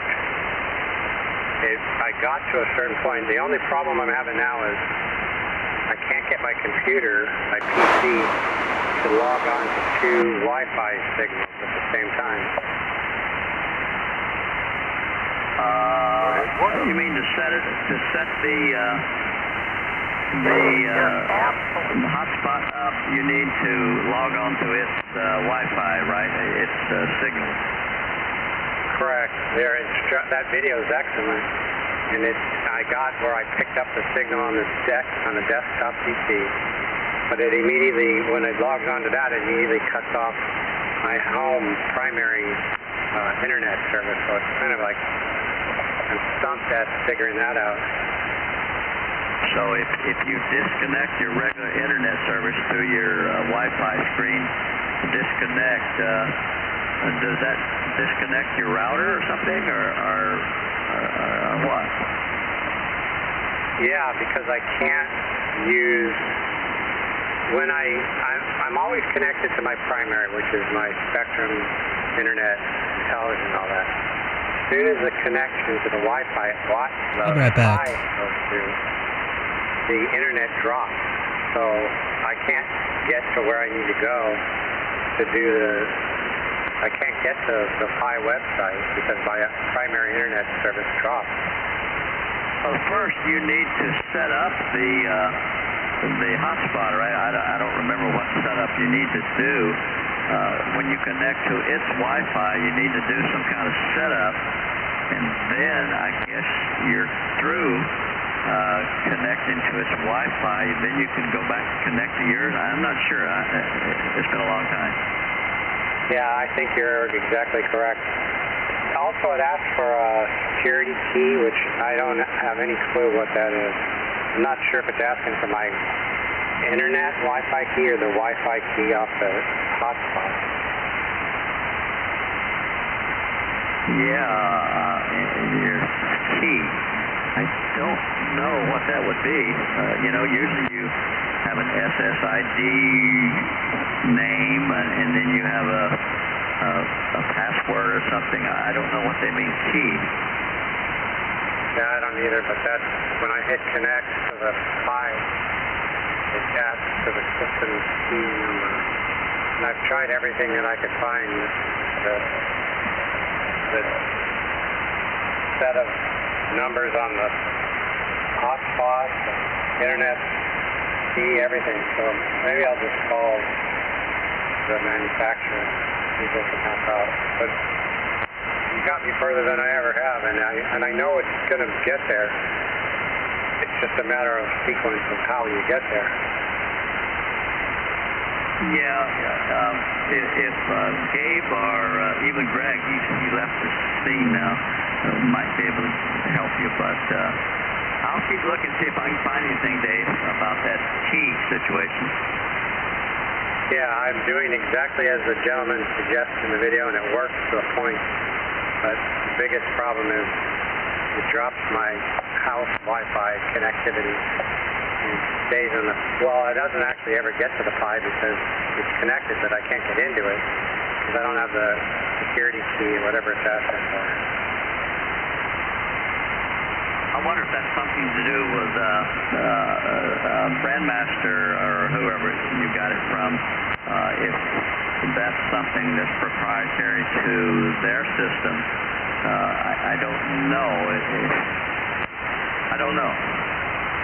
Yeah, I gotcha, and I appreciate it immensely. Seriously, thank you very much. You didn't have to do that, you did. I don't think it's proprietary to Grandmaster because this is just a device they purchase and package in there with their equipment. It's the hotspot they chose to use for their system. It might be. I'm just speculating maybe not. I imagine it's a generic password initially. Greg, you copy no matter what you're going to do with it, as long as it's within the parameters of what the machine will do, it requires a password, so it protects your internet. I do. Would you mind giving Dave there how you set up your hotspot, if you can recall how you do it from step 1 to step 2 and so on? Yeah, I had to sign off my local Wi-Fi network and then get on the Wi-Fi that's produced by the hotspot, and then put in the information for the SSID, which is the network, like whatever your router is called, and the password. Then reboot the hotspot, and it should show up on your network, and you can get to it through that way. Through typing in, I think, the Pi-Star into the search engine of your browser. Hey, Greg, yeah, that may be exactly what I have to do. I have the tag for my Wi-Fi, my router, so I was just telling, I don't know what you heard, but I was telling Don, as soon as I pull up the Pi from the hotspot and start to connect to it, it drops my household Wi-Fi. Yeah, you can't be on both Wi-Fis at once. You just want to be on the Pi-Star Wi-Fi. It's just a direct link between your computer and that Pi-Star, and then you're only going to be on for a few minutes, and then you can disconnect from it as soon as you update the SSID and the password for your router info into the Pi-Star. So you can't be on both Wi-Fis at once. That answers that question. So what password is it asking? It says security key is what it says.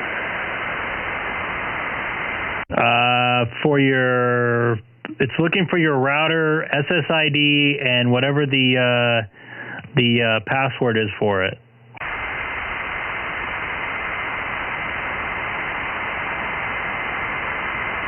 Yeah, I don't know. Where would I find the SSID? On the router itself? Do you know your router's password and stuff? Do you know the easy way to find out the SSID is just look on your Wi-Fi and see what computers or your cell phone's connected to.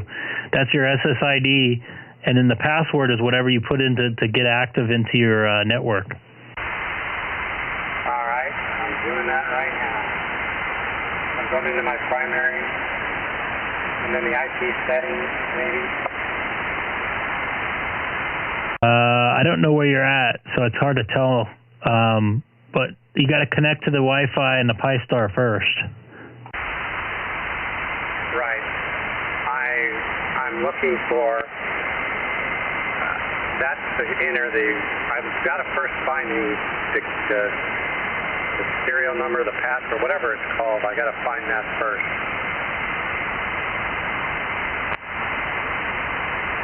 Anyway, I'll be standing by looking for that for a couple minutes, but I'm listening.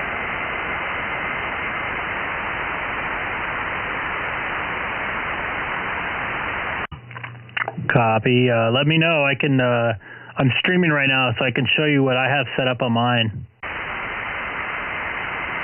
All right, let me first take a look at this, and then if I can't, I'll fudge. I mean, you should all get the jab. Greg, he's having trouble in the initial step of connecting to the hotspot. I don't remember what you have to put in there after you connect to the hotspot. So I don't know if that's the time you set up your wireless network at that point, or what is in that setup when you go into your hotspot?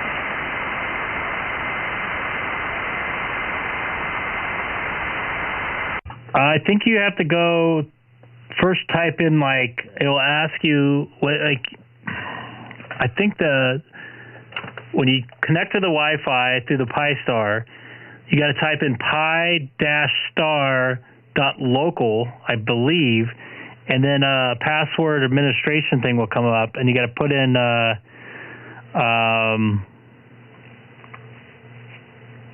let me see here. So the username is pi-star and the password's raspberry. Then you got to go down to the configuration part, which I'm on my screen right now, and go down to Wi-Fi configuration. Yeah, I think he's having trouble getting to that spot. I think he's hung up when he tries to connect to his Wi-Fi from his hotspot on the initial setup. I don't know if he's completing that step before he leaves that situation and goes over to the pi-star/ to bring up the image on your screen.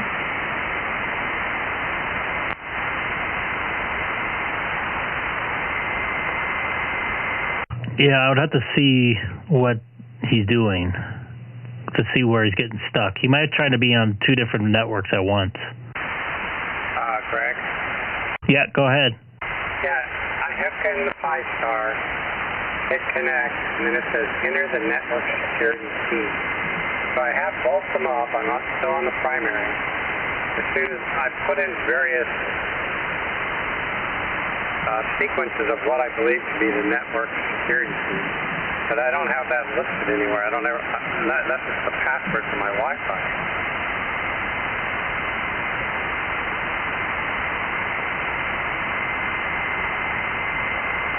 And are you still connected to your home Wi-Fi, or just connected to the Pi-Star? I see the Pi-Star on the list of networks. Some of them are my neighbors, but it can stay connected to my primary until I put in the network security key, or what I think is the network security key. Then it disconnects from the primary and tries to connect to the Pi-Star, but ultimately it tells me it's the wrong security key. Then I have to reconnect to the primary.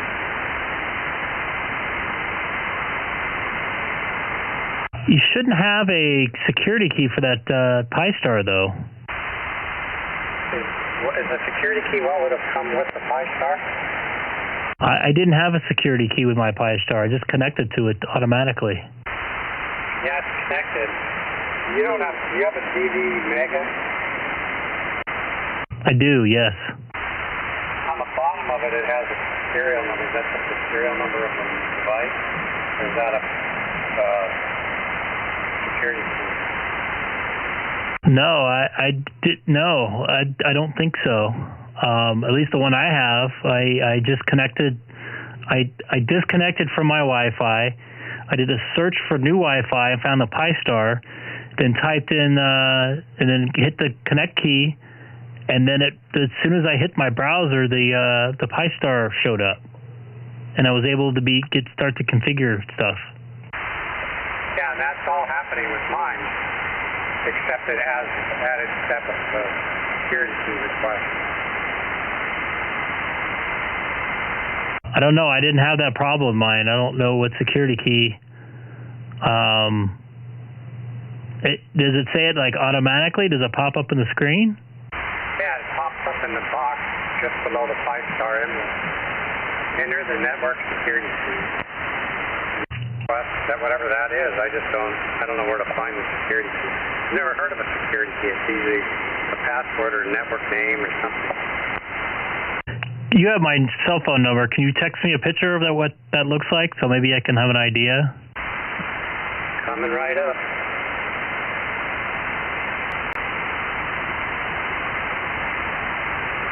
Hey, Greg, I noticed that you're like 24996. Did you tune to him or something, or is that what you're normally at? I tuned to you, actually. You did? I'm at 250.02. We used to be like locked in. I wonder what's up.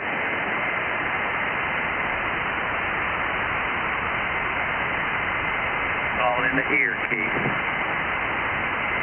I have a good hearing, though. Should have. Some people like to hear voices in a different tone. Well, I tune it into what the voice should sound like because I've met Greg. I know what his voice sounds like, so I just try to tune into his natural voice. But, yeah, that's what I do. Hey, Greg, what does your last name start with? The first letter of your last name? Prosser, Prosser. Yeah, apparently I don't have your number. Keith, do you have it? Can you text it to me? I have it. I don't know if I have permission. I'm pretty sure you do. What do you think, Greg? Hey, Dave, is your last 4046? Correct. All right, I'll text you. Okay. Thanks for nothing, Keith. Go play your flute. I would never give out somebody else's number without permission. That's just how I am. I know that you would. I would never do that. I do it every day. Hey, Fred likes playing his flute every day.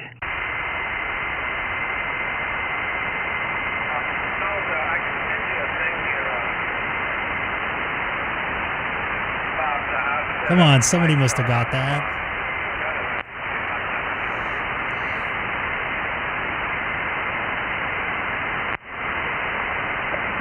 Greg. I sent it. And go ahead and send that, Alex. Maybe it's more helpful than others or additional help. The top one it's showing is the Pi-Star, the device. Below it is the primary. I'm at the moment not connected to the primary because I've tried to connect to the Pi-Star and disconnected the primary.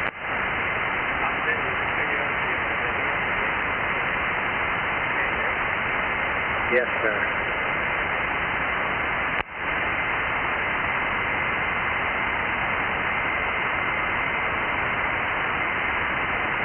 Yeah, I see that. I never got that message. That is definitely a network. Try putting in Raspberry, all lowercase. Raspberry Pi, yum. All the modes. Not Pi, just put in Raspberry. Remember, it's not raspberry, it's raspberry. R-A-S-P-B-E-R-R-Y.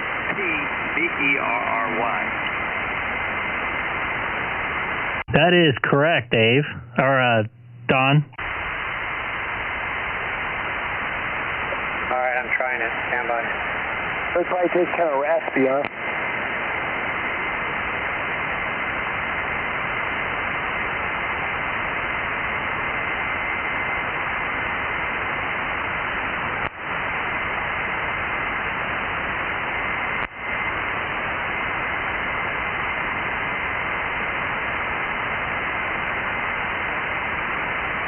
And Andy, AJ6BE sandbagging tonight. Andy.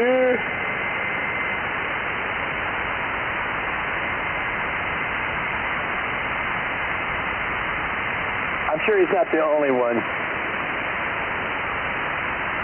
He's probably busy packing away, which I totally understand. He's got a nice setup at his house, by the way. You could have a nice antenna for him back there. Half acre.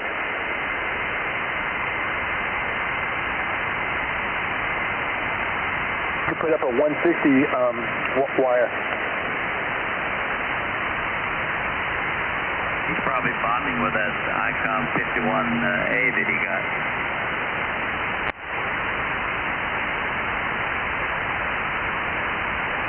What are you talking about? We're talking about flutes. Who?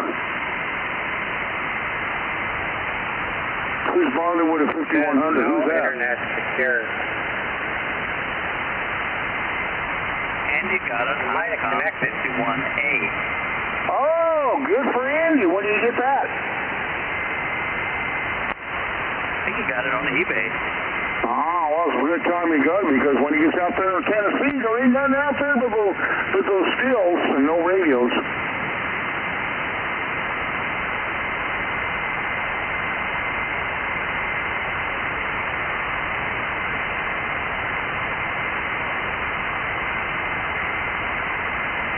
Well, Dave?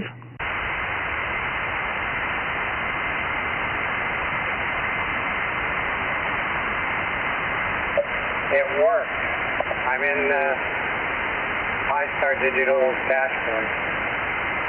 It worked? Copy, Greg.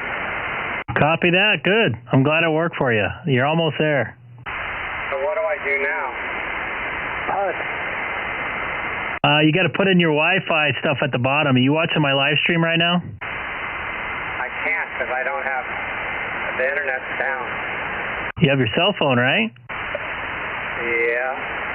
You have the browser on your cell phone? I do, but the network's down. Your Wi-Fi network shouldn't be down. Oh yeah, that's true. Just the PC network is down. What company do you use? Phoenix Gallery Zip It. Oh boy, I knew it was a cheap one. Taiwan. Hey, Greg. Go ahead, caller. What, after he gets into that screen on the Wi-Fi hotspot setup, what does he have to do? Is there some other requirements before he gets out of that screen? Yeah, he's got to put it. I was going to show him on my stream how to set his Wi-Fi password for his network at his house.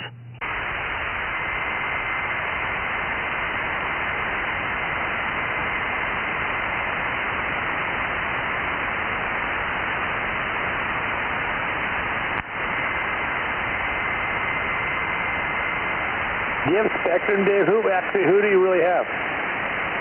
He's a tri-wad. I have spectrum. Relay.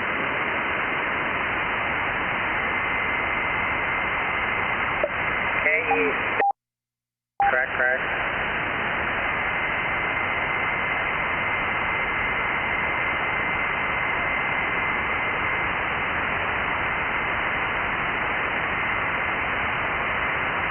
His call? K6EGG. K6EGG. Got a case of 6 eggs. Actually, he's a kettle of 6 eggs. Hey, did you finish that antenna thing? No. One more day. You gonna do it tomorrow? Yeah, there's a lot of work to do. I was asking you, still doing? When are you doing it again tomorrow? Yeah. I mean, you remember Warren when he's put it together? You didn't hear his mobile done the next day. Anybody that's monitoring Reflector 30, I'm helping somebody out get on DStar. Yeah, go ahead. Yeah, I got you up on the phone now. All right, I'm going to show you how to get on here. You watching now, you should see, go to your configuration page. Should be at the top right somewhere. Configuration, affirmative. Yep, you should see something similar to this, although because you don't have your stuff set up, it doesn't have quite the same stuff, but the same type of page, right? No, it gave me a sign-in page. Say again?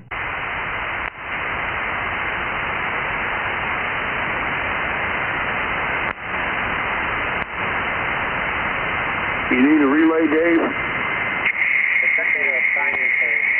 Sounds like the rattlesnake. What's going on? Go ahead and sign in, Dave. That's Raspberry, and the password is, pi-star, and the password is Raspberry. I'm sorry, username is what? I got a lot of stuff. Pi-star.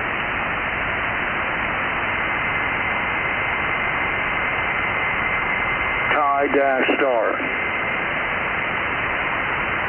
Oh boy.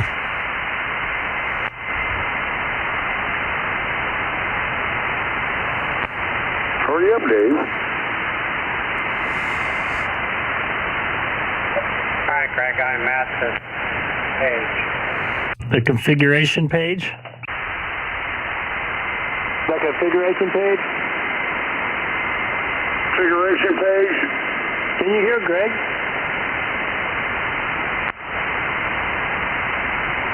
Yeah, Greg, I'm at the registration page. Or digital voice configuration. Okay, go all the way down to the bottom. Watch the cell phone there. That's on the screen. You'll go to Wi-Fi configuration. Wi-Fi configuration. You should see nothing like you see on my screen except the configure Wi-Fi area. So hit the configure Wi-Fi. Affirmative. Got it.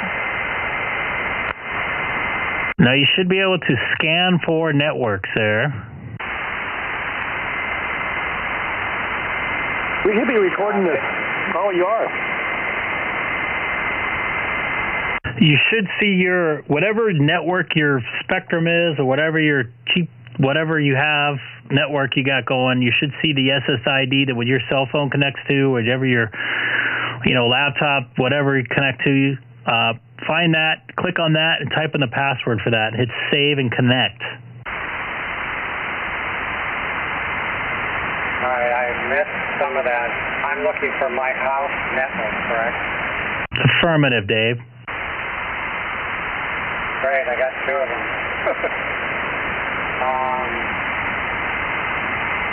Let's see. They look identical. 159 and 136 EGM. Well, what good's it going to do if you don't have an internet connection? I have an internet connection. Hold on.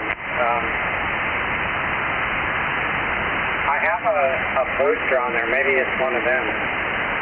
Don't use the booster. Just use the direct whatever your router is.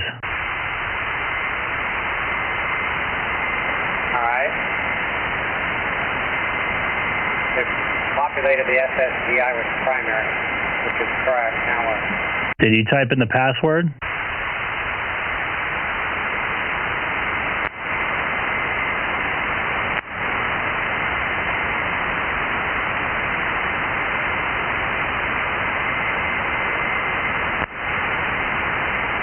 Done, and then I'm assuming hit enter. Nope, hit save and connect.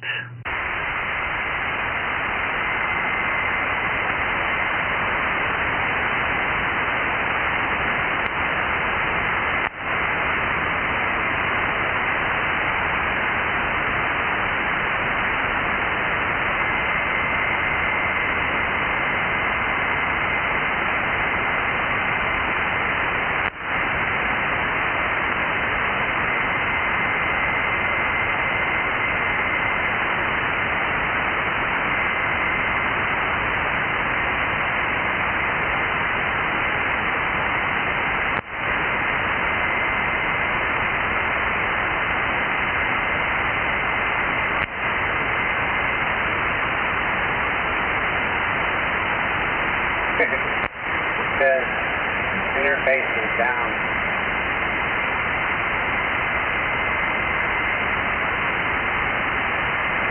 Really? I think it might be logged in.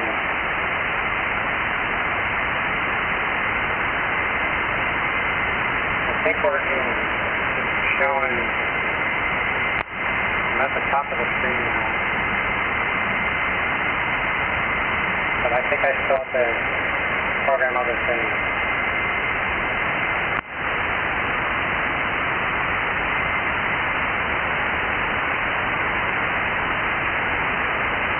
You into your normal network now? Should I leave this and go to the normal network? You can hit the power section and hit reboot, and it should connect to your regular Wi-Fi after that. And you disconnect from that Pi-Star thing on your Wi-Fi and connect to your normal network. And you should I'll give you an address to type into your browser there to get to that Pi-Star.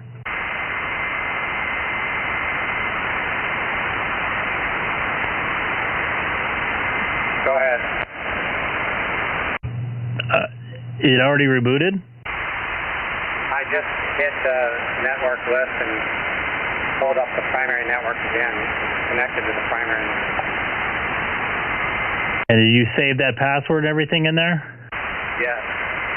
Okay, at the top of the Pi-Star configuration, hit the power button, and then you should have an option reboot or shut off or whatever, hit reboot.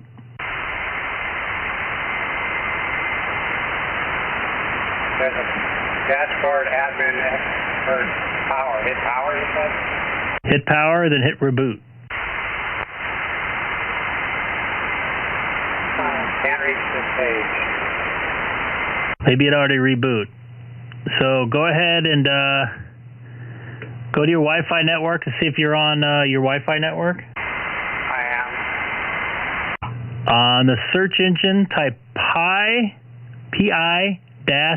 Pi-STAR dot LOCAL.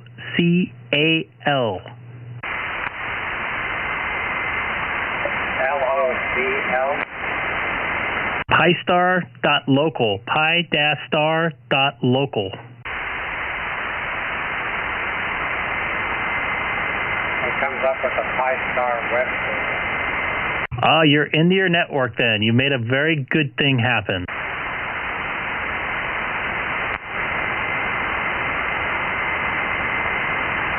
Now you got to configure all that stuff. All right, I'm out configuring it. You said what? I'm not actually in the... When you said the search bar, you meant the very top one, not the Google search bar, correct? That's the very top, like where you type in the address. Yeah, I did the search web. Hold on, let me do it in the right call.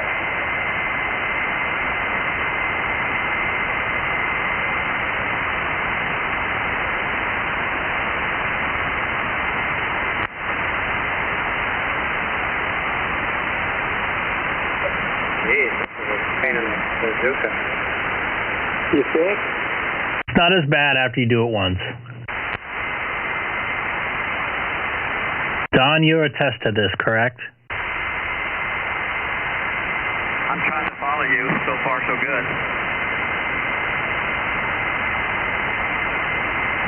Yeah, it doesn't bring up. It just keeps bringing up the web page. I'm probably not connected to the. I'm assuming to the Pi. I'm gonna have to do it again.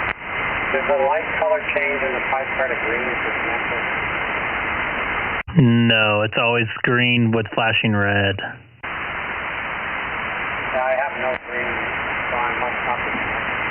Alright, I don't want to keep tying it up. I'll try it again based on what you give it me and I'll see if I can get it going. Alright, copy that.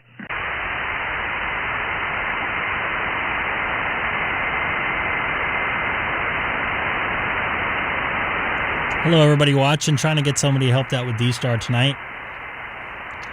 He's having a little trouble.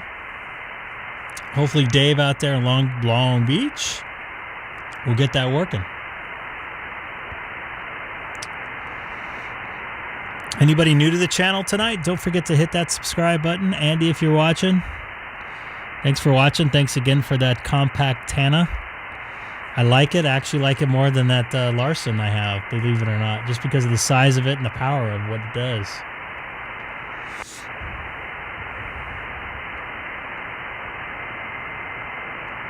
Hey, don't everybody talk at once.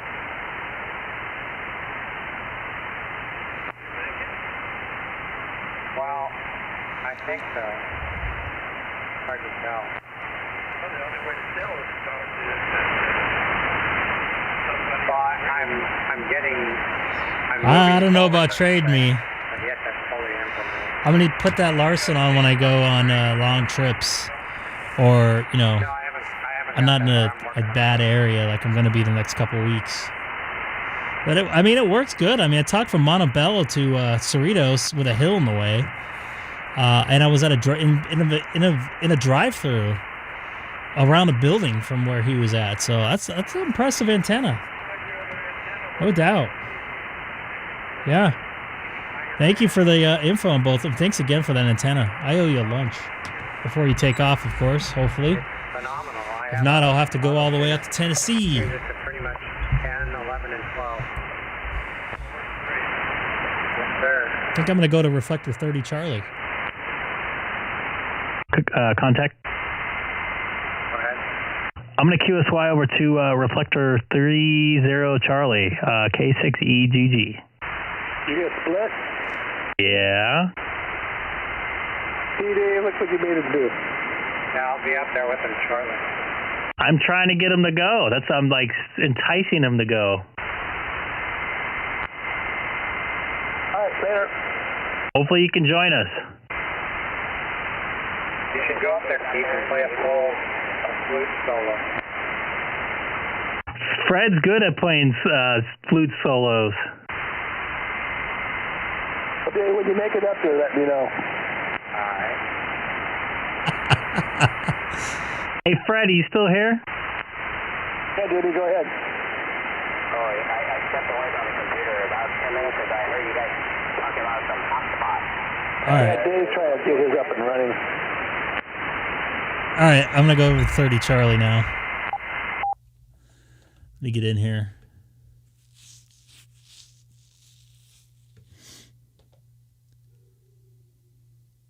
Let's see if I'm connected here. Oh, Steve's on.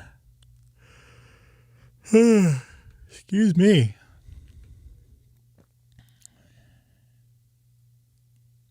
Andy, follow me up to for 30 Charlie. Greg. Hey, Greg out in the UK. You spell your name right.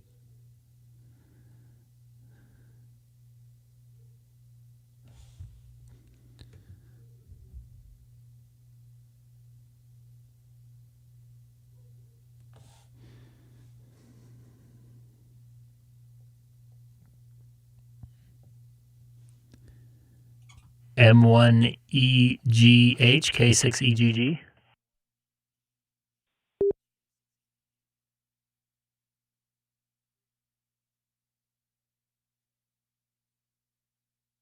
Finally, someone that spells their name right. This is KD2JSM.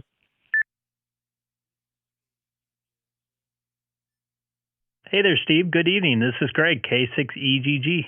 Oh. Sierra Mike. Yeah, Mexico 1, Echo Golf Hotel. Yeah, good morning. Over there in the United States. Yeah, good morning from good evening in the United States. Good morning from the UK. 0335 hours. Yeah, nice to meet you there. Nice to meet the acquaintance. Name is Greg. Golf Romeo Echo Golf. Golf is the name. And my QTH is near to the city of Manchester. And I'm accessing the system via the GB7WC repeater with an Icom 5100. How copy? Mexico 1 Echo Golf Hotel.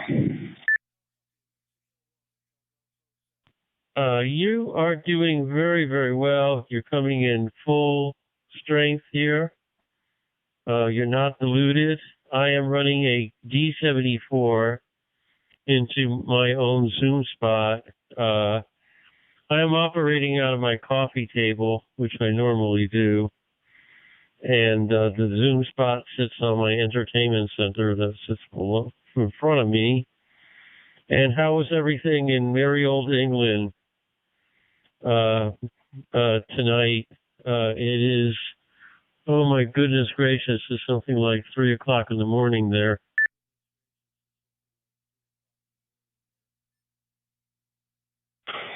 Yeah, Kilo Delta 2, Juliet Sierra Mike, Mexico 1 Echo Golf Hotel returning. Yeah, well, of course, yeah, it's 3:30 in the morning. Let's not make no clowns about that. Been a busy week at work. My name is Greg. I live between Manchester and Liverpool, northwest UK, and I work for the health service. The NHS is called in the United Kingdom. I work for the health service. I'm a mobile field service engineer here in the UK, where I go and fix equipment for various items of ability, such as hoists, beds, stair lifts, bath lifts, lifting equipment. That is my job here in the UK. So I work between Manchester and Liverpool, and I work for the National Health Service, which is the UK's national health authority, if you like. And yeah, I'm using an Icom 5100, and I'm accessing the system via a repeater between Manchester and Liverpool, northwest England, called GB7 Whiskey Charlie. And my name is Greg, Golf Romeo Echo Golf Golf. So there you go, that's all the information I can give you at the minute. And yes, it's very early in the morning, and it's definitely a very early time to go to bed. So I hope you copy me okay, and your audio is fantastic there from the United States. Mexico 1 Echo Golf Hotel, back to you, my friend. Well, Greg, glad to meet you.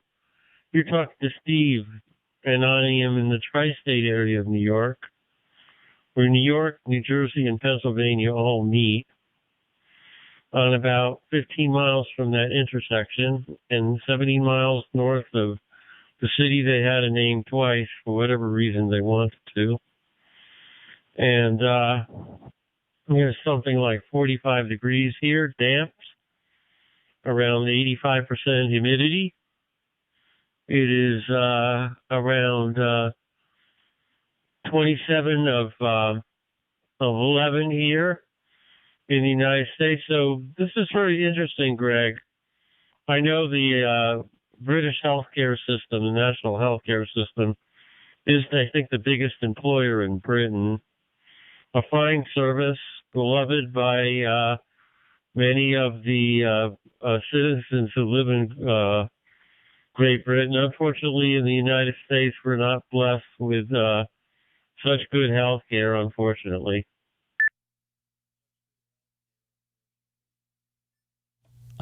Be careful what you say there, pal. I think you finished there, Kilo Delta 2, Juliet Sierra, Mike, Mexico 1, Echo Golf Hotel, Mike 1, Echo Golf Hotel. Yeah, no worries, Steve, I'll copy it there in New York City. Or maybe not New York City, but New York, the state of New York. Yeah, my buddy from the UK, he lives in New York. He lives in downtown Manhattan. He doesn't live too far away from the tragedy that was the Twin Towers, you know. But yeah, the health service in the United Kingdom, it employs many people, you know. And at the minute it's on its knees. It's really struggling. I've had we have COVID injections. I have had both my injections, and I'm awaiting my third. We're having a booster injection, so it's part and parcel of the job.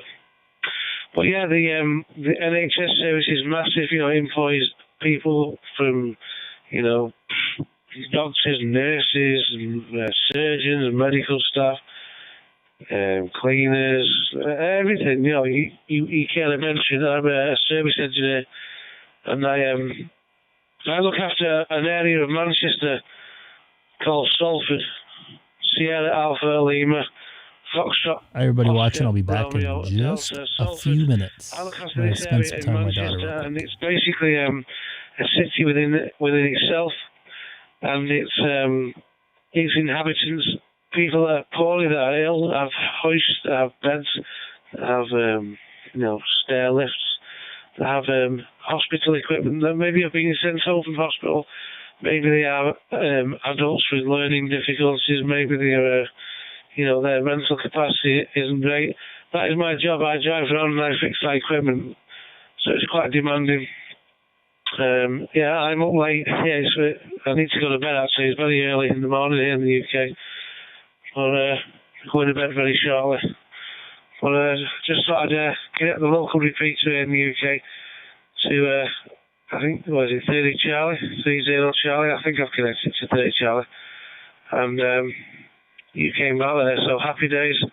So nice to hear you anyway. And good to hear you over there in the United States. And hope everything is well. Mexico 1 Echo Golf Hotel from Northwest United Kingdom here near the city of Manchester. Well, it's a pleasure talking to you. It's a late night for you tonight. And we're still located in what's called the commuter corridor. We're at the very edge of it, but there's a big connection between on in what's called Orange County, New York, and the people are going back and forth, working in the city from Orange County, New York, and the transportation system here and the infrastructure in the United States, is not that good either. So it's a struggle for people when they get into the city. But once you get in there, as you talk to your friends, it's a very unique big town there. And we are on 30 Charlie, and this is KD2JSM. Just save me. And you're doing really great. If your repeater or whatever you're doing, you're full quieting, you're coming in very, very well, and it's a pleasure talking to you. So you're like an IT professional within the healthcare system. That's very good. I know they're struggling over there with COVID. We're not going to vaccinate our way out of it. That's for sure. And I'm pretty much sheltered down here. I don't go anywhere. All I do is work on my home, really basically work, ride my bicycle, and do other hobbies and different things. But I don't socialize at all. It's just too dangerous. And there's other things beyond the COVID.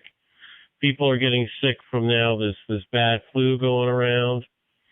So I go food shopping and buy some necessary hardware I need to do to work on the house, and that's it.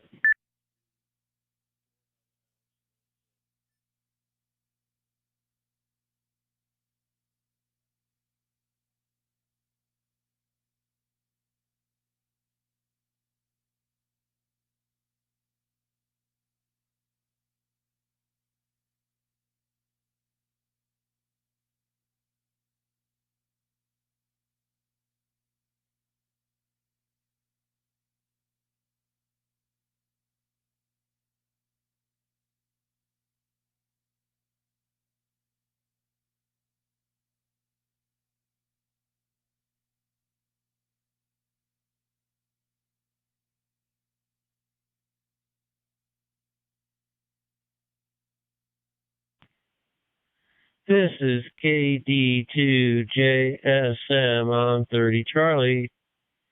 Is the British station Greg? Are you out there still?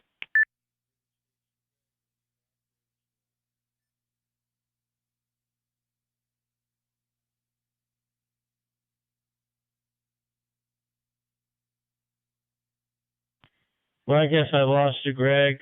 It's been a pleasure speaking to you if you could hear me. And this is KD2JSM. I am on 30 Charlie tonight, and I am monitoring for any stations. This is KD2JSM monitoring on 30 Charlie. K6EGG, K6EGG, Mr. Greg, are you still around by the radio? KB5 video.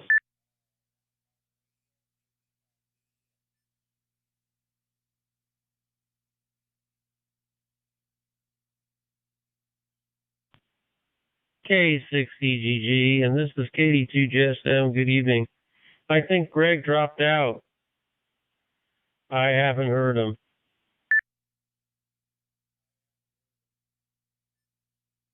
Hey, okay, appreciate it. Was just going to tell him good afternoon there. We've been kind of having some internet difficulties today for some reason, being kind of intermittent and whatnot. We've got fiber. I guess maybe we're under attack again. Who knows? Thanks for the comeback there. KB5 video.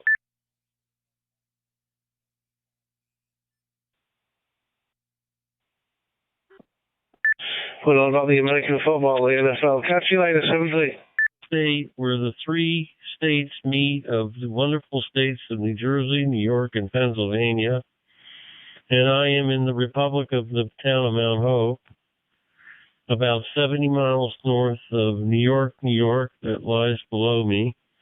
I'm running a Kenwood, not an Icom, Kenwood D74 into a Zoom spot. The Kenwood's around 3.5 years old. The Zoom spot is probably about 4 or 5 years old. And I'm just hanging out on 30 Charlie tonight, enjoying ham radio.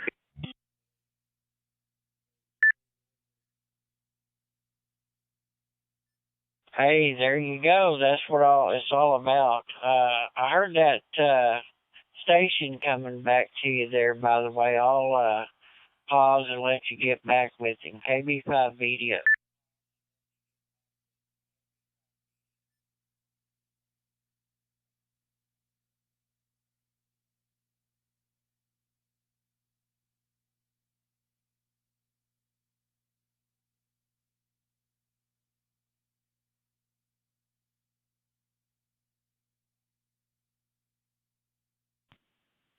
This is KD2JSM. I think the British station is on a repeater. He might have lost track of the repeater, so I'm going to pass it back to you. Your QTH, sir, and what's going on this evening in your life? Hey, not much. Nothing's going on tonight. Just taking it easy there. The handle is J, Juliet Alpha Yankee. QTH here is Holdenville, Oklahoma. Real small rural town here in the heartland. We're centrally located.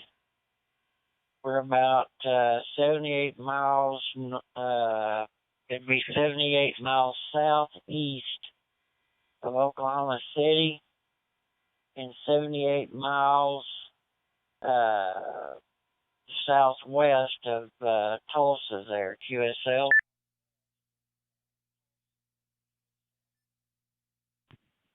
QSL and Oklahoma, where corn is as high as an elephant's eye, something like that. A great state, part of the breadbasket of America, right? Something like that. Man, it sure turned off and it's getting chilly. I got a text on the phone earlier saying that we're possibly going to have a freeze tonight. that it could get as low as 28 degrees. Good time to put them long handles and long johns on. It is currently 38 degrees outside. QSL. QSL, we have about, I think around 45, 39 degrees outside. It's, the home here has been, I've been working on it for about a month and a half, getting it all ready for winter. Make sure and all the systems and emergency stuff is, operating. We have a big power outage problem here in the upstate New York and the lower Hudson Valley, where somebody burps in the wrong direction and the power goes out. And it's not even the snow. It's not unusual for us to lose power for several days until they could get the chipmunks back in the power station generating electricity. So on, been working hard, making sure that all the exits and everything, all that, well, fire extinguishers, flashlights, everything is set for action. And just winterizing everything and making sure everything is watertight and ship shape and all hands are on deck, and that's just me. Back to you. Hey, okay. I've got a sister-in-law that lives up there in New York for a really, really long time. She lives up there in Rochester, New York, where they live. And they've kind of similar said the same thing about the electric, going in and out all the time. I had my sister used to live up there. She lives back here in Oklahoma now. She was had her master's in nursing and worked there in the big city. Oh gosh, for probably 15 years. She was the nurse there at an all-girls Catholic school, and they had two homes. They had one there in the city, then they had another one in a little old town. I can't even think the name of it. It's south of Rochester. You probably could say the name of the town, and it would come to me. But anyways, when she wasn't working, they were at their home there south of Rochester, and they lived there in the Catskill Mountains.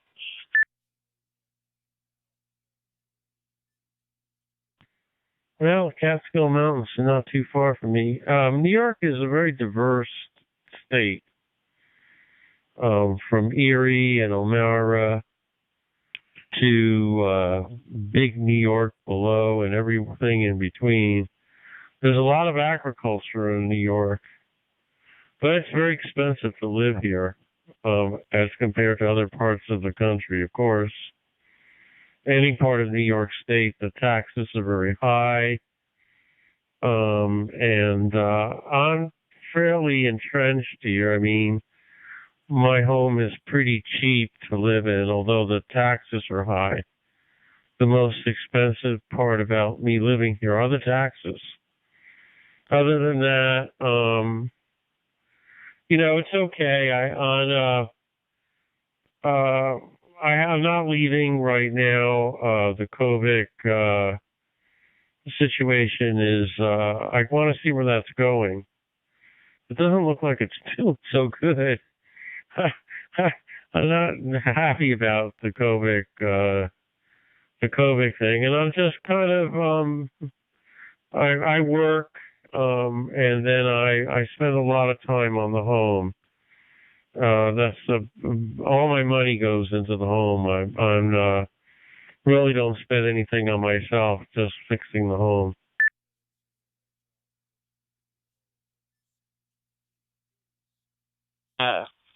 Yeah, their taxes. Oh my.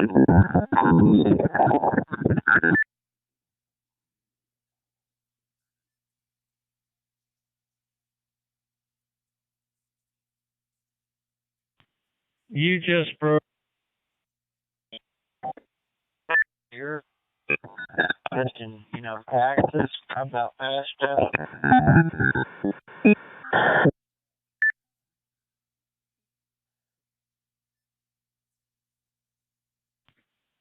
I'm not getting you. I don't know if you could hear me or not, but you're all digital. There's no audio. The home there and that they For those of live you wondering in, right now, there's a car chase I'm in the kind of big watching. city there. I'd probably hate to. I'm going to pot that up on the screen right now. Know what the taxes were. I do know when she first took the job there in Manhattan, this school I'm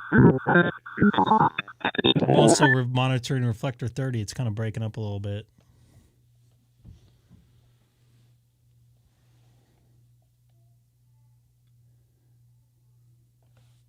Vehicle just could be possible at this point in time. They ran the plate 110 miles. Built into. And he's got a bad connection.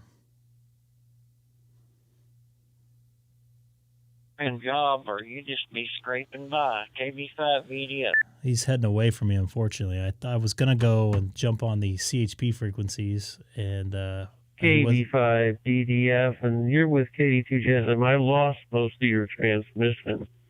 But there's two strategies here. Economic. One is you make a big amount of money and you pay a lot of money out and then you make more money. Or you pay everything off and you don't really make that much money, but you don't owe that much money. So that's the two different strategies. People who have little debt and people who have a lot of debt.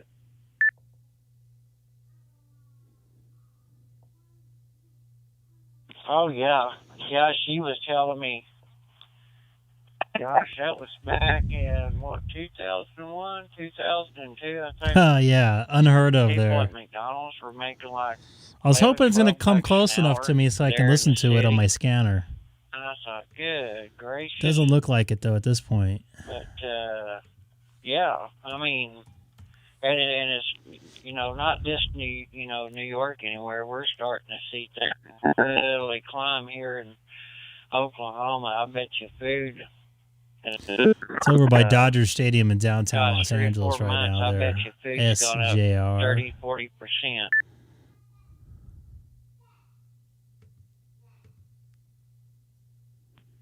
Oh, yeah, food is doubled. Food is doubled. I'm kind of by myself. My wife passed away last year. So I live pretty cheaply, even though food can double. Doesn't bother me. And everything's paid off. So I really don't have much debt. And I'm just kind of, I work and I do what I can. It's very isolating because we're such a populated state. There's a lot of COVID here. And I'm on try to keep away from everybody. When my wife was sick, I went into Manhattan quite a bit. She had cancer, and they had the big cancer hospital. What up, Sean? Down there, Sloan Kettering. And I'm kind in 1080p tonight. Like I said, I had my a Sony A6000 here. Doing a lot of different things around. Can't wait to go back to Hawaii there, pal. New York is one place I just don't want to go I think that's into. actually the last place I've flown to since I last been somewhere was that trip to Hawaii. Well, I'm very sorry about your wife. We send our condolences. A lot of them wives are our best friends and everything to us there, and I really hate to hear that you lost her.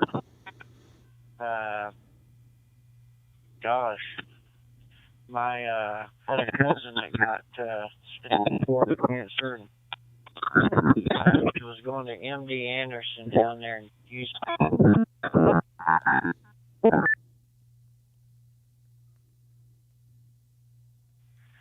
And you know, we were blessed when that That's happened. brutal. But my wife, she lost her boss. She works at Sean, I figured you'd be working tonight. and we lost. I think some of the guys are going out to a CBS game out there on the 20th. He got Probably shouldn't have said that online here, 42 but years.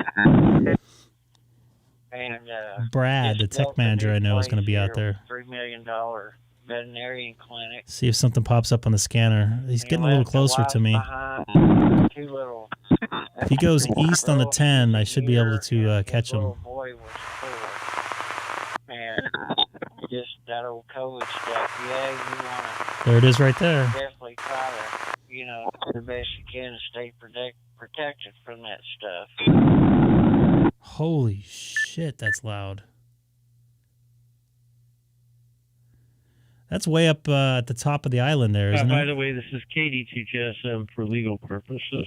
Well, they told us the shots were going to end it, and it's not. And they told the shots they were going to give us a lot of protection, and they're not.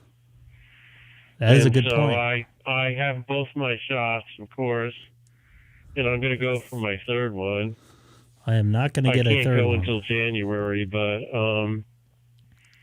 the best course of action, I think, is like, to just Chase is on southbound. Don't get in any buildings or with people, or keep your distance, you know. And that seems to be working. You know, do all the stuff we were told to do in the beginning of this thing, and a lot of people didn't. Oh, come on or now. they were not helped at all. The companies didn't provide them with what they needed, and This guy's going crazy. like I said, it's without my wife, it's pretty bad. But then again, I have ham radio, which is helpful, and that's the thing to go for, is the ham radio. Has been a big It's like he's right on downtown Los Angeles now. In this day and age.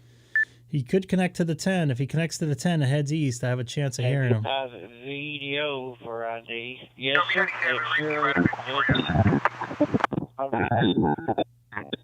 This guy's brutal with his connection. BWP. He might be listening right now. Jar Wade, get on that.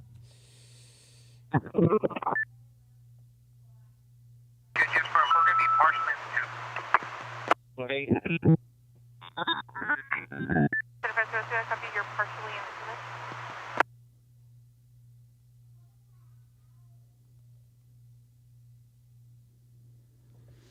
I'll catch you later there. It was good talking to you. And He's passing Staples Center right now. He looks like he's going to stay on the South 110. I won't be able to hear him. Oh, well, sorry.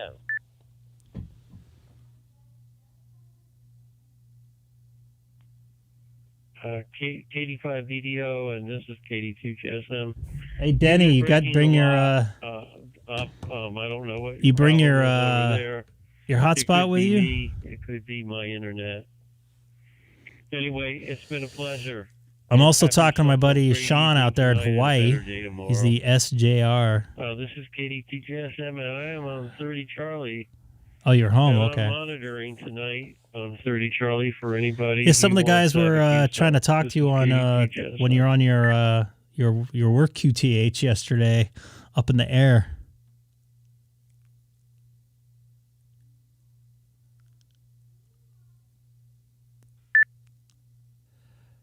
No, Sean is just watching on YouTube right now.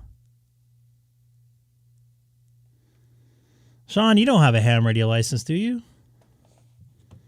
I'm getting text by Dave. Done. How do I get there from there?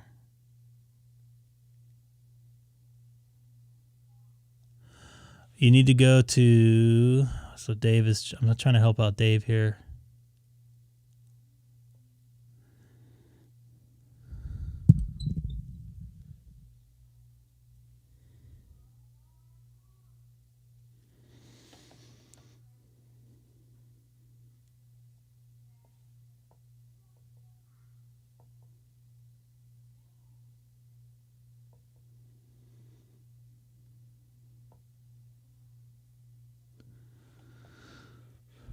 Sorry, I'm helping Dave out in Long Beach set up his hotspot there, Denny. You were 2 meter. How high were you in the air? Sean, it's time to get your ham radio license. It'll be easy test for you. You're an engineer-like guy.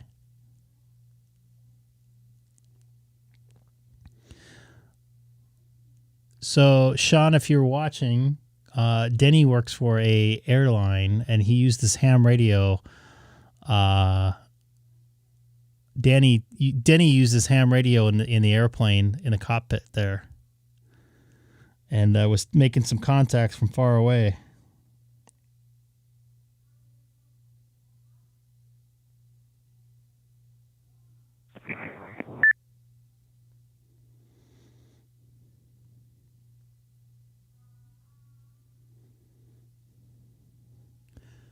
Who is that? Was that Denny in there?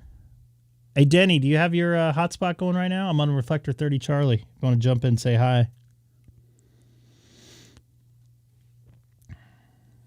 I say you got to take that 737 MAX over to Hawaii there, Denny. You got to make a contact on 30 Charlie with your hotspot in the airplane. You have Wi-Fi up there.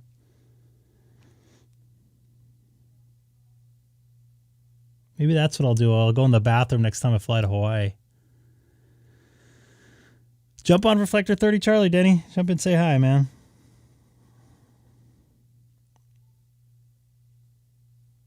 Quiet on here tonight.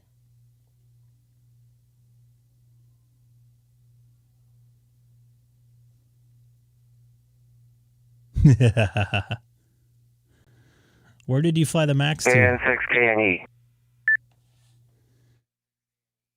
K6EGG. Nice to hear you, Denny. It's been a while. KME, this is KD2JSM. I didn't get your prefix. This is KD2JSM. Steve in the Lower Hudson Valley. Looks like Steve stole you.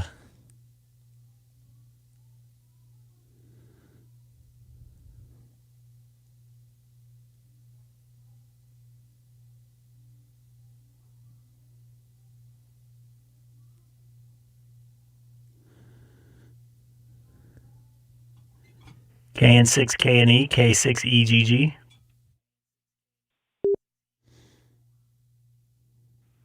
EGG, hey Greg, KN6KNE, Denny. Yeah, I hear you, no problem, good connection. How do you copy? I have a great connection with you there, man. How you doing? Long time no talk. How have you been?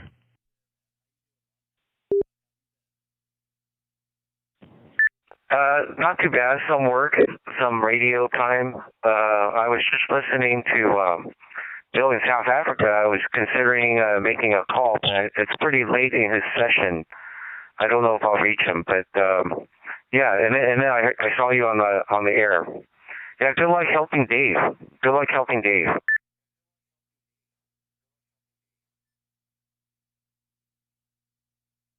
I'm texting him as we speak. He's getting very close. Hopefully he'll get there.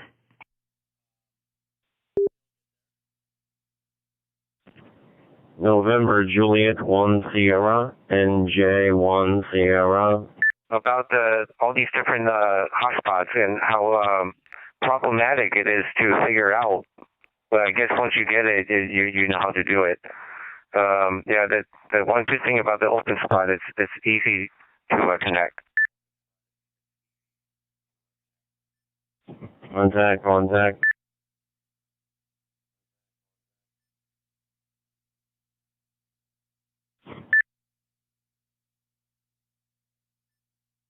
Go ahead. Go ahead. Jay, I'll talk to you in a little bit, maybe when things are more quiet. KN6KNE.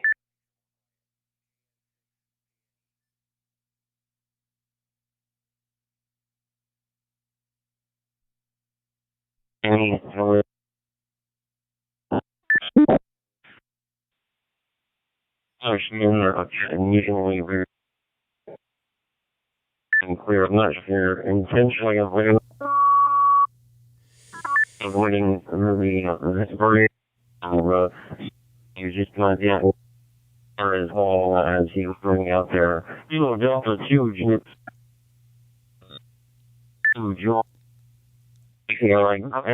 J1.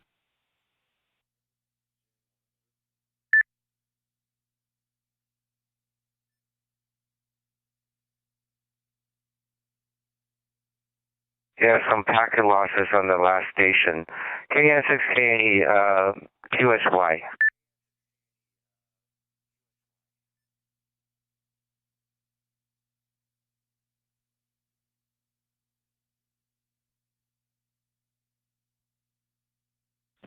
Steve, did you get my last transmission? KD2, Juliet Sierra Mike, November Juliet 1 Sierra. Do you copy, sir? Over.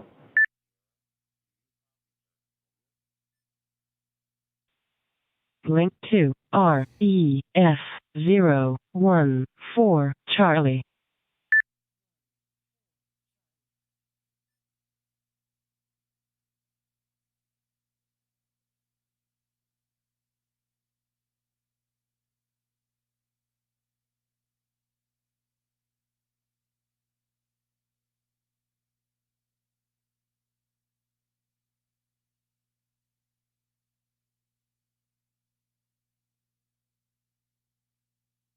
Two guys were in there trying to make a conversation, so I didn't want to kill it. So, Denny, if you're still watching, I moved over to reflector 14 Charlie, 14 Charlie. This is Greg, K6EGG, monitoring reflector 14 Charlie from Southern California, 40 miles east of downtown Los Angeles. And, pardon me, also streaming live on YouTube.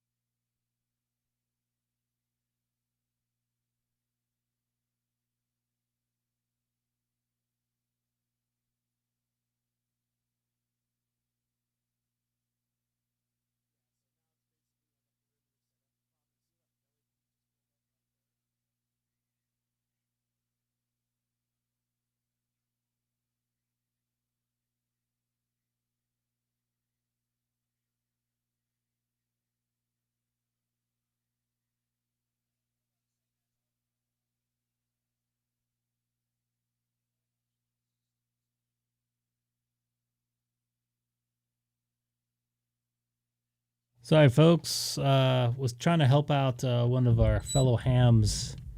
Dave out there in Long Beach is setting up his hotspot for the first time and is having some issues. So I've been texting him and watching a police chase at the same time. So bear with me.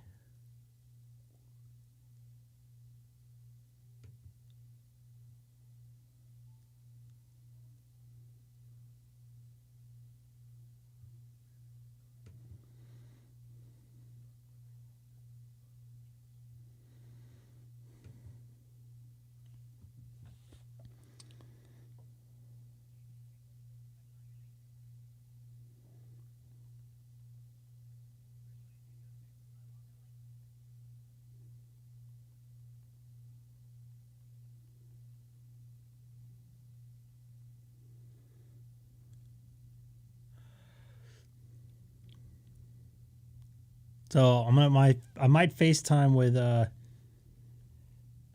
gonna turn the audio down real quick.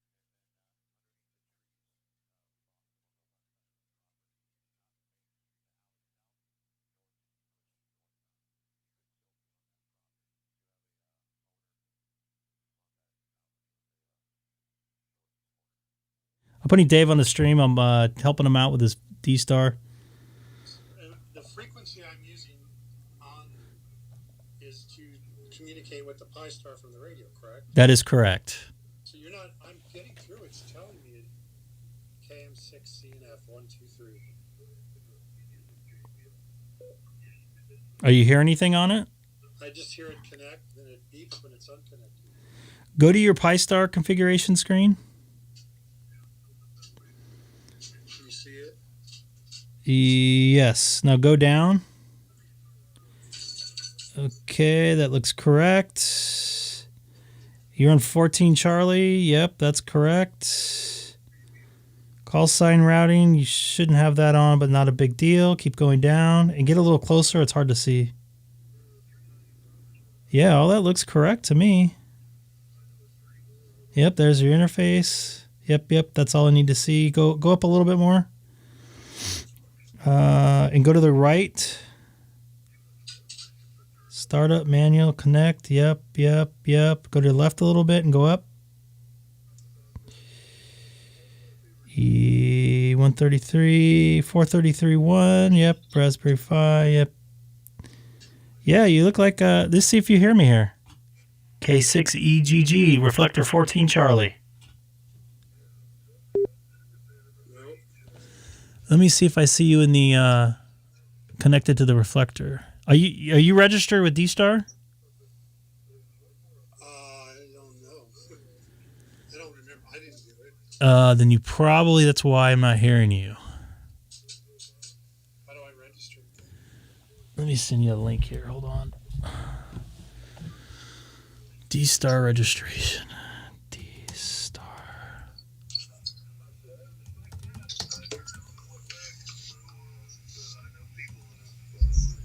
I know it's connecting because it's saying. Yeah, you can be connected. But So in order to change the reflector, you go to the software on the PC, correct? yeah, and if you have it in your DR menu, sorry, my face is off. If you have it in the DR menu, you could change it through the radio, but I'm not even gonna go there. Let me see if you're registered here. Pretty sure I'm not because I don't remember. Yeah, if you're not registered, you're not gonna be able to get on the reflector. So I have to leave the dashboard up and running to reconnect all the time? Yes. You don't have to have it on your screen, no, but if you want to change anything, yeah. Well, if you change the frequencies, you have Yeah. Or change the reflector. You don't have to change the frequency. DStar registration check. Let me see. What's your call letters? K. Kilo Mike 6 Charlie Member Fox. What Fox? Charlie Nancy Fox. Nancy Fox. You are not registered. Yeah, you're going to need to go on registration, which I'll send you a link, which is kind of a pain in the ass. Yeah, this DV Mega I got with the bridge packet, the little HT, but you couldn't change reflectors. It was only what they put in there. So here's the instructions.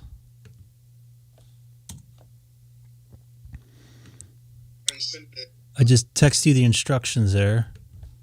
Can you send it to my email? Yeah. I have fat finger. No problem. Not as fat as this finger right here. I don't know if you're watching on YouTube. I busted my finger yesterday. Christmas. What is with us? I don't know. I'm pretty broken right now, pal. I went to the orthopedic today. I might have to have a surgery on my same knee. Ugh. Cartilage in there that's all messed up.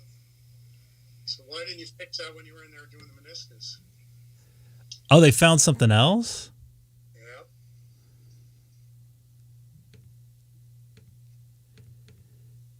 Paste. Oh, shit. I messed up here. DStar registration. So I'm sending you an email with the DStar registration link, and it has all the info to do it. How many reflectors are there? Oh, thousands. But they're not all use. I mean, I can go on one of the reflectors and nobody will call me back. That's good, a private network. Basically, yeah. Yeah, I've seen you at Anaheim Stadium. This is actually the first time I actually saw you, so. Yeah, you get yourself registered and you should be able to pop on. It might take an hour or something to get going. I appreciate it, man.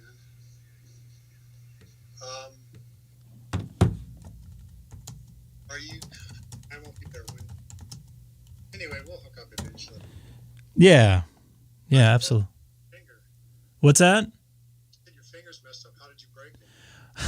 Last night I ran into the bathroom when I was streaming and I went to close the door. My thumb was still in the door. So it got right on the hitch. I can tell you a way to prevent that. And not put my finger in there? Yeah, don't leave it in the door. Yeah. But you know what? 6 months before I retired, we were driving those new Ford Explorers. Uh-huh. And they have ballistic panels in the doors. Makes the door really heavy. I have no idea how I did it, but I got out, spun around, going to walk up to this guy that the car had just stopped, and I put the door on the unit, and my middle finger on my right was squished up like a grape in the door jamb. Ugh. So, needless to say, I walked up to the guy and said, "You're free to go." What? What'd you stop for? I can't tell you. I gotta go. And I crushed the little bone and popped it like a grape. Had 8 stitches. Did you hear it crush? Or did you feel it crush? You know what? No, I didn't. I kind of was stuck and didn't go forward. I'm like, what the hell's going on? And I look and see my hand shut in the door, and I was like, what the fuck? Anyway, such is life. Yep. All right, let me register this. Are you going to be there a little bit? Yeah, it might take a little bit to get that thing registered, so. All right, I'll register and give it a shot. Cool. And yeah, cool deal. You made a long way. So you're almost there. That should be the last thing. You got me there. I appreciate it. Cool. No problem, man. Have a good one. Bye. That was Dave over in Long Beach helping him get his DStar going here. Hopefully he gets that thing up.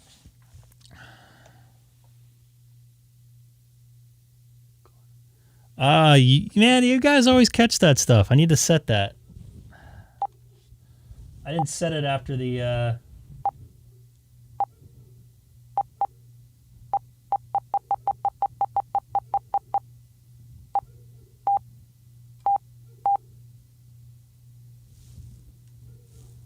What time is it? Is it set right? No, wait.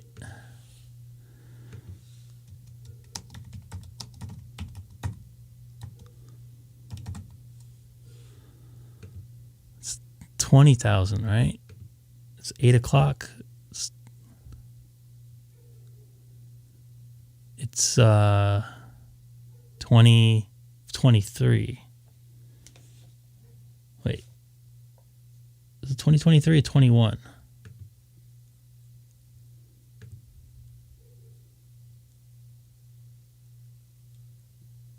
Spacing out here.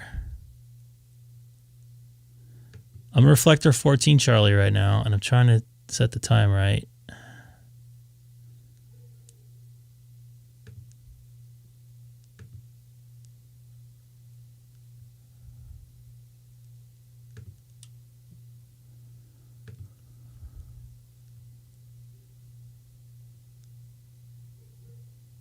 It's -8. I know that.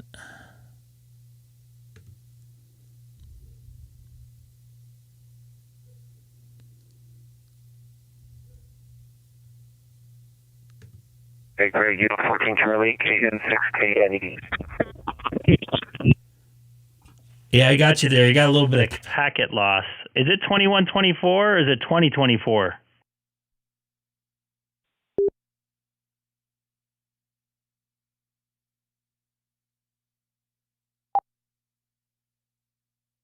Yeah, live stream is great. I can hear myself.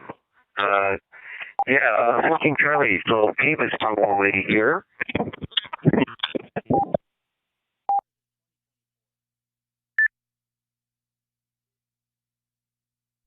Gabe is normally here, and Dave is almost set up. He just has to register his DStar. He might be here shortly, hopefully.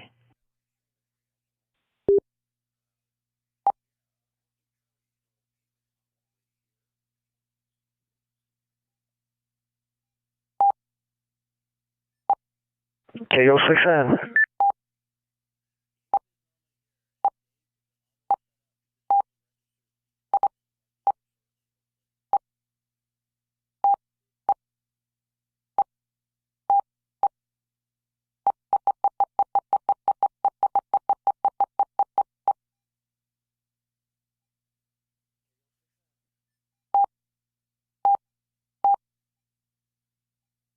Why didn't it set? What's up with that? I had this problem before where it didn't set, didn't save. It's 8 off, I know that.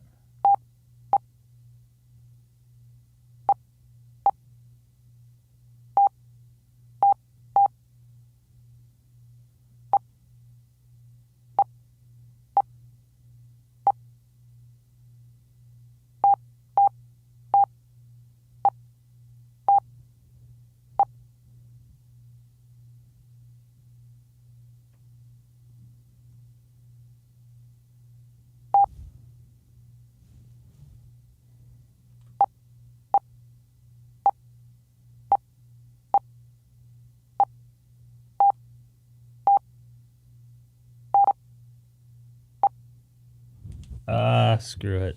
Rogelio, middle, possibly, or a second last name, 070696. Well, didn't have this set right. Hello, everybody. Sorry, I was trying to get my my clock set, and KN6NJP Tom out there is watching on YouTube. What's going on? And how's it going there, Gabe? KO6N.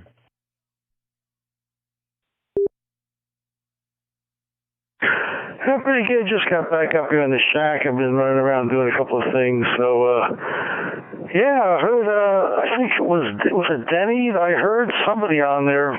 So, yeah. What's going on tonight? Just know I'm just trying to keep cool a little bit. Got the windows open. Got a cool breeze blowing through the shack. I just hope it cools off before bedtime.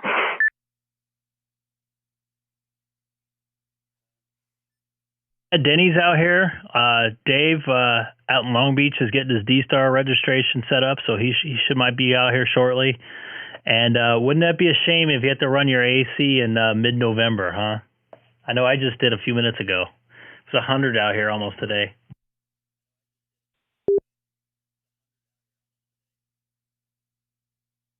Well, I was running this afternoon for a while, not much, but I got a 2-story house and the upstairs really gets warm with weather like this. So I ran it for a little while, and then as soon as it got down to the 70s, I opened up the window and let the breeze blow through. Luckily, we got a little bit of a sea breeze here, but not anything serious or anything like that. But it'll be enough to cool it off by the time I hit the hay. So that's good. Yeah, I know it's a shame. I remember the first Christmas when I moved out, after I moved out, from New Jersey. I was driving around and I saw, Christmas decorations, tinsel and stuff hanging from palm trees, and I'd never, thought about anything like that before. So it was different for me. I'm running around. Long pants with long sleeve shirts on. It's like 90 degrees in December, so it happens. Back over to you.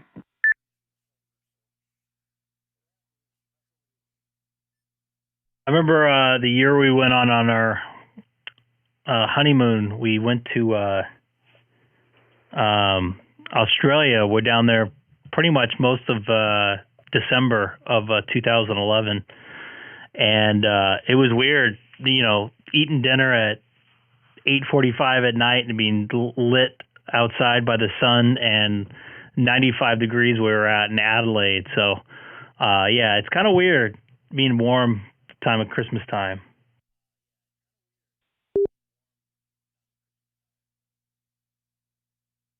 Yes, sir. Hey, Denny, KN6, KNE, how was that flight on the 737 MAX?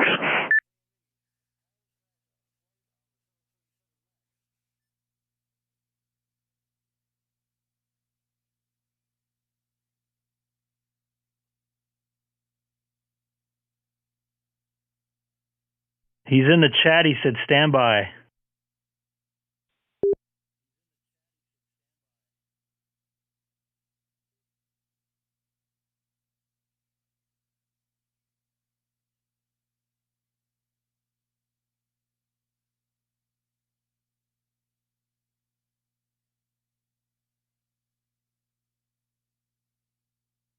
KN6KNE is back. Was that Gabe?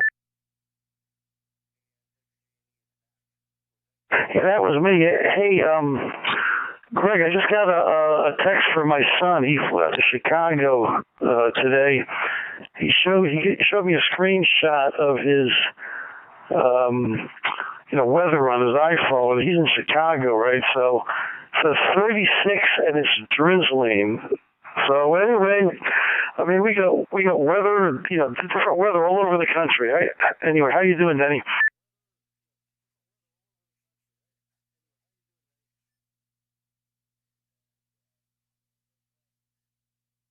Hey, Gabe, I'm doing fine. Let's see, I heard myself on the live stream via your repeater only once, and then I transmitted twice, and I didn't hear myself anymore, so now I'm on my open spot. Open spot now. How do you copy? 100%. I'm coming through the repeater myself, so don't know, because I did hear you before. Back over to you. Yeah, I think I only heard myself that one time, and then the next two times I transmitted, I just heard a beep on the live stream. So I don't think I'm hitting the repeater. Anyhow, yeah, Chicago, my brother-in-law sent a picture. It was snowing there, I think, yesterday or the day before. And let's see, I was in Nashville late last week or a week ago, and it was freezing then, 32 degrees. But no snow. Back to you.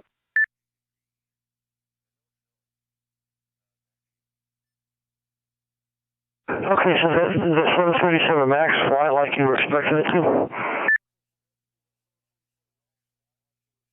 Oh, the control harmony is noticeably better. It's conventional, we don't require another type rating to fly it, but it's definitely better. The guys that have flown the older wide bodies, Boeing wide bodies, say that it feels like a big Boeing. I definitely feel like the control harmony is very nice. It's, it just feels very smooth and really a pilot's airplane. Boeing engineers always make pilot's airplanes.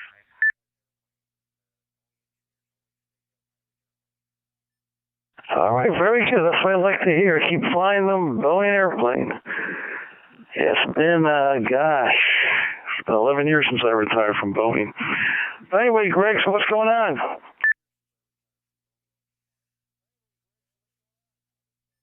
Not much, just hanging out, doing a little live streaming and getting ready, going back to work a little bit more. I'm slowly picking up more hours at work.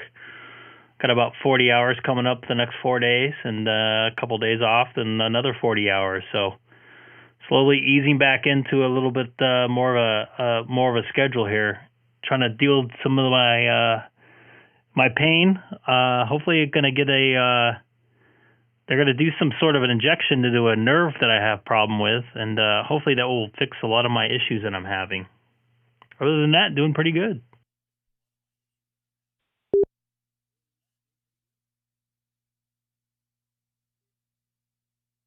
All right, well, I hope that injection goes pretty good. Sometimes with those nerves, it's kind of hit and miss if they get that injection in the right spot. But anyway, I'm glad to hear that you're slowly working into your schedule. Getting more hours, that's good. And yeah, I've been just kind of like hanging out in the house today. I didn't really do too much. Went shopping a little bit. Went down to Los Alamitos and did some shopping there. It wasn't too bad. And just got back up here in the shack. I was watching some TV. But anyway, everything's copacetic over here. I haven't been on HF much lately. I guess I'll try some of that tomorrow. and we'll just take it from there. How about you, Denny? Were you able to work any HF while you were flying?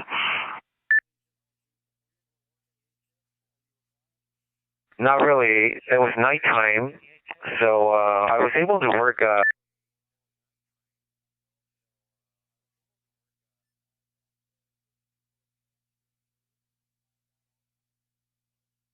You cut out, Denny. You cut out there, Denny.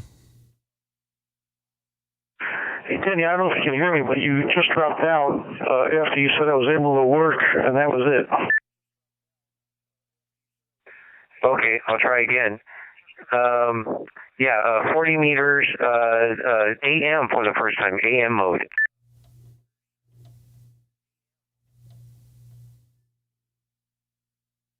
All right, very good, very good. Sounds good. All righty. Let's see, I think Tom's watching us on his, he's watching us live, so I guess he doesn't have a radio. He needs a DStar HT so we can get in during the evenings here. So we're rooting for you, Tom. You know, hopefully Santa Claus will be generous this Christmas.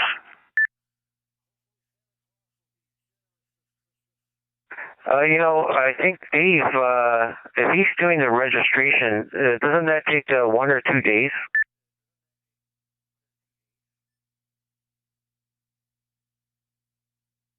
Yeah, if he just applied for the registration, it usually takes a day. It depends on when, whatever sponsor runs that website that he goes to. It could be a day or two. Hey, Tom. Hopefully be on tomorrow night about this time. He's just finalizing his registration. It could be pretty imminent. I think Greg's got an update on that. Go ahead, Greg. No, Tom is actually just saying hi. I just saw him in the chat here. He's definitely watching here tonight. I think he's just he's just starting his registration. So it took me only a couple hours, and I got registered. Then I didn't register completely correct, so I had to go back in and change some stuff. So I doubt we'll hear him tonight.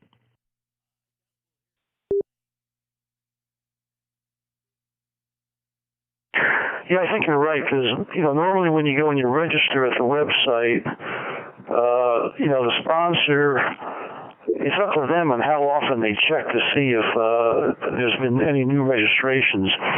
So they'll, see the application and then verify that it's a valid call sign and whatever else they do. And then the registering party will then get an email saying, hey, okay, go ahead and complete your registration.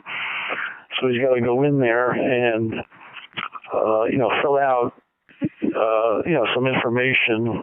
It's mostly the radio and, all that other stuff. It's not much. And then once he submits that, it's a matter of the system updating, and it could be within the hour if things work out. But if he just did his registration, I'd say tomorrow would be the earliest that, if he just started his registration tomorrow, would be the earliest that he could, get that email and then get on. So we'll just keep our fingers crossed.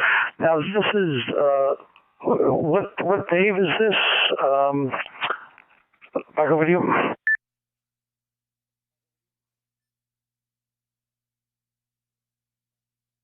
KM6CNF out in Long Beach.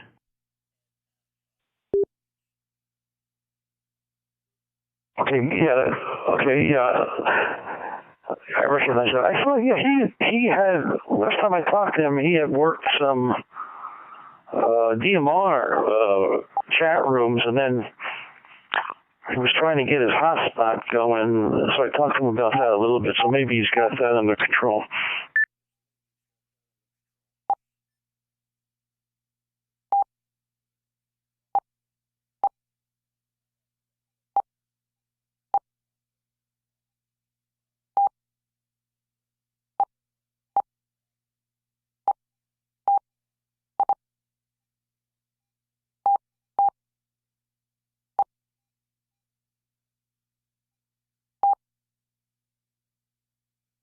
Yeah, and I guess Tom is listening. Tom, we've spoken before. Tom, Gabe's friend. Tom will need to get, I guess, DStar. But I recommend something like the open spot so that you can turn on many reflectors.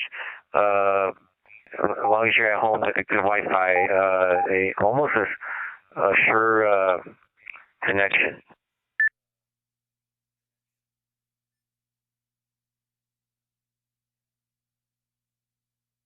Yeah, that would be a magic ticket doing something like that.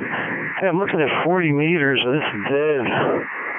At 14, there might be something. Yeah, there might be something on it, but it's pretty weak. So the band just ain't that great right now. So, I guess DStar is the only game in town right now for tonight.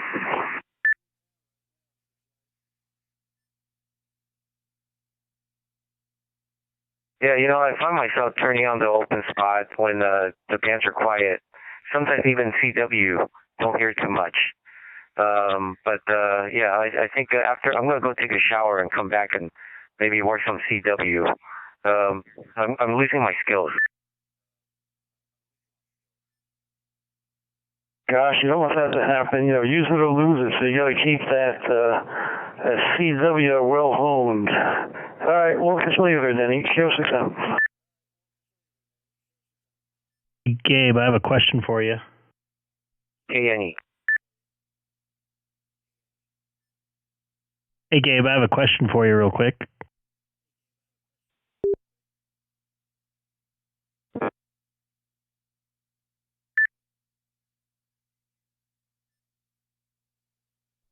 So this reflector is hooked into some repeater system out in Vegas, right?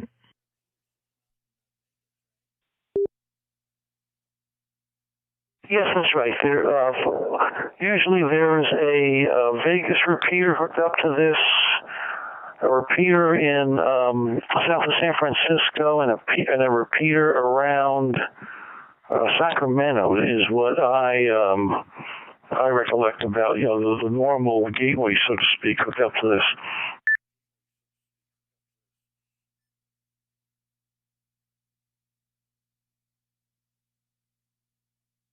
Yeah, it looks like we're hooked up to a W7HN, a repeater in Vegas. So I'm just kind of doing some research here. Just going to pick your brain about this.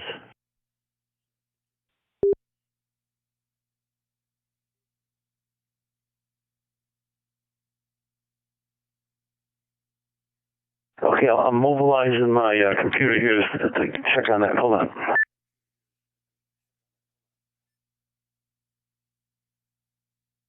I can't bring up my my iMac here. Stand by.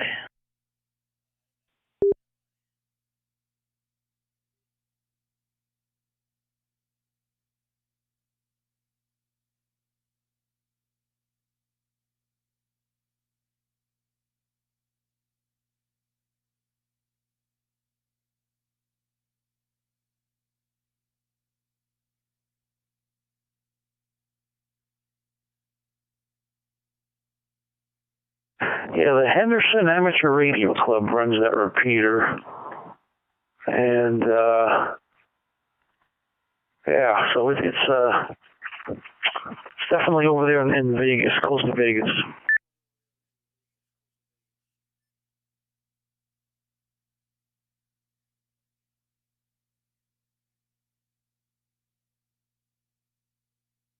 And so if I drove to Vegas, I'd be able to talk on this reflector, I'm assuming, right?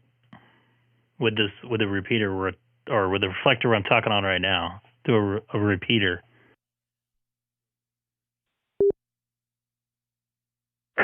Yes, that's right. I'm trying to do a little bit more research, find out where that repeater is located. So but I've heard people talk on this, through that repeater on handheld. So unless they move it, they might have moved the location in the past year or so.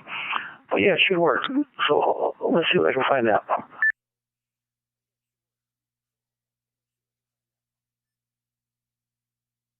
And anybody new tonight watching the live stream, don't forget to hit that subscribe button right now. I'm on Reflector Hey, if you're looking for 14 information Charlie. on the Henderson DStar repeater, I would be the one to talk to.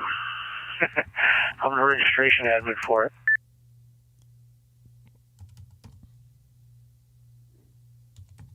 Okay, very good. Thanks for coming on. This is K6EGG in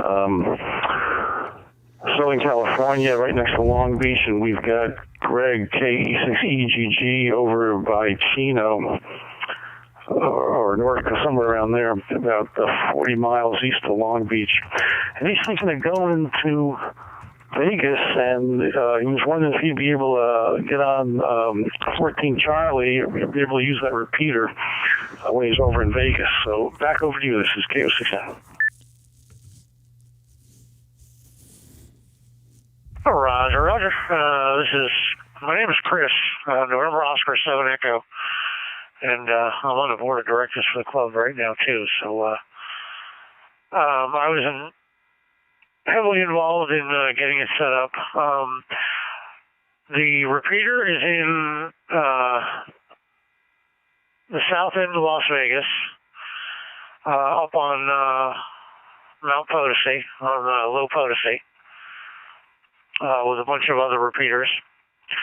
I live in North Las Vegas, all the way on the other side of town, and I can hit it with my D74 sitting in my backyard. Actually, even in the house.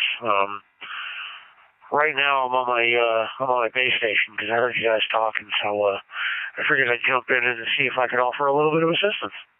But you're welcome to use it anytime if you're in town, and if it's not connected to the reflector, you can always feel free to connect it if nobody's using it. That's what it's there for.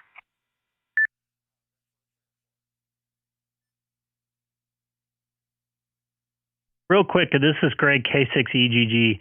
Is it the W7HEN repeater?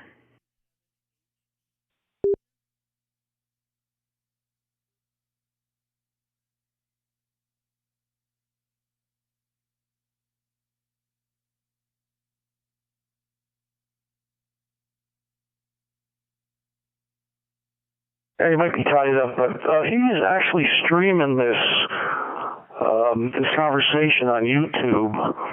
If you search, if you go to YouTube and then search for K6EGG, that's Kilo 6 Echo Golf Golf Live, you'll see the stream.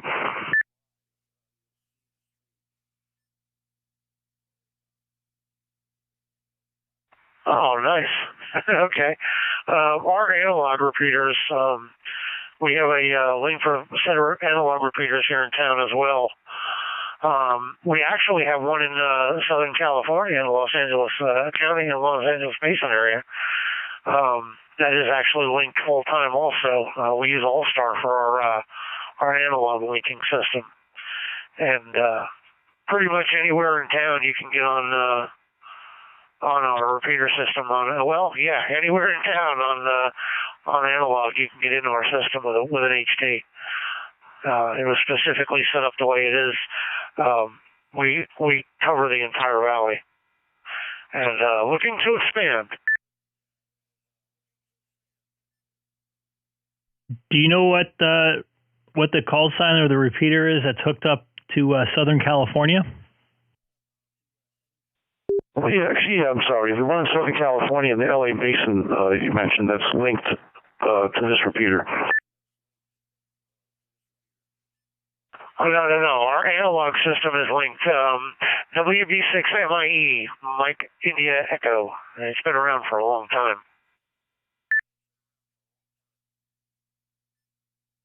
Okay, got it. Now I understand that. Okay, sounds good. And let's see what Greg's doing here. Let's see. Looks like Greg's got some technical difficulties or something. Anyway, yeah. Once again, I appreciate the info. And Greg, you're out there, and. Yeah, I'm still here. You guys not hear me?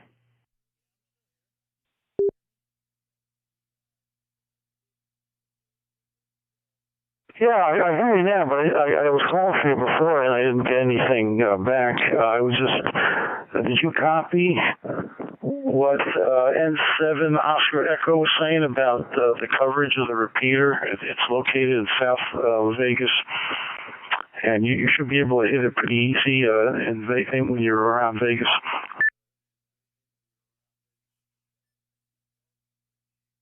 I did. I'm looking at their website right now, so I'm going to definitely put those in my car when I go out there, because I work out there at least once or twice a year. I'd love to chat with some local guys out there. I think it'll be fun, and I could connect to any DStar, reflector, obviously, with my hotspot, but it'd be kind of cool to do it through the air as well. So that'll be fun. I'm looking forward to that.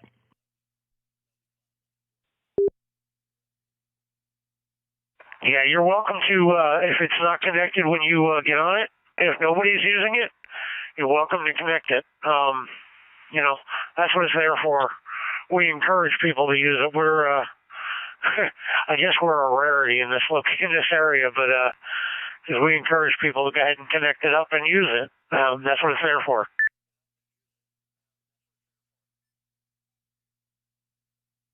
Cool deal. And I also found a repeater that it's linked to in Southern California. It's on Santiago Peak, and that's not too far away. So I'll be able to, if I wanted to, connect to it as well. So looks like it's a private repeater, though.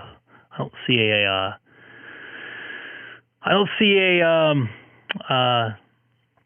what's it called, a PL for it. So I have to figure that out.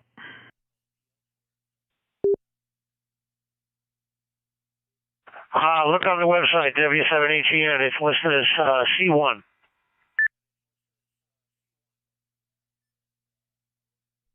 Copy that. I'll check that out. C1, okay.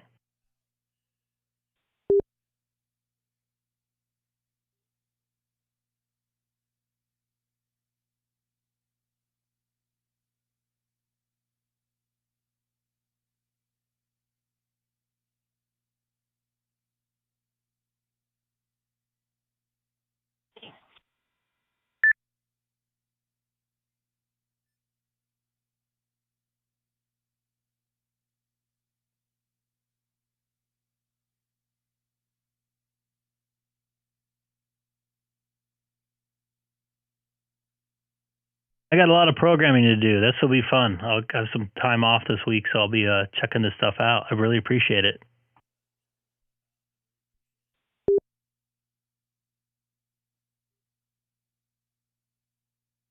Yes, I'll call sign. Come across KJ7 Whiskey Foxtrot Delta. Devin, you want to go ahead?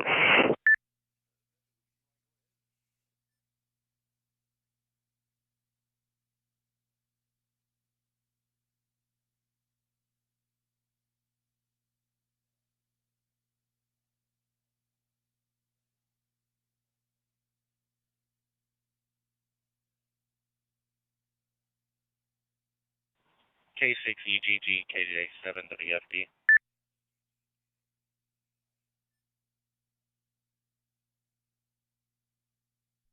KJ7WFD, go ahead, man. Long time no talk. This is great. K6EGG. And N07E, if you're out there still, I really appreciate your help. I'll be dropping you an email. Thank you very much, man. Go ahead, Devin.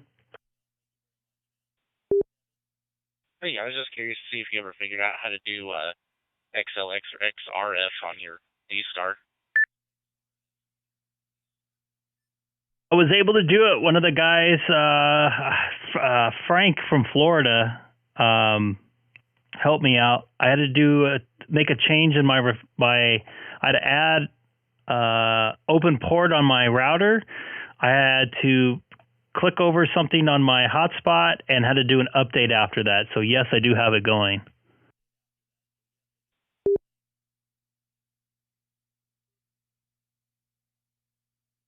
Okay, I wasn't sure. I remember watching you on there trying to kind of tinker with it, but I was able to just because I'm on the a repeater with a gateway.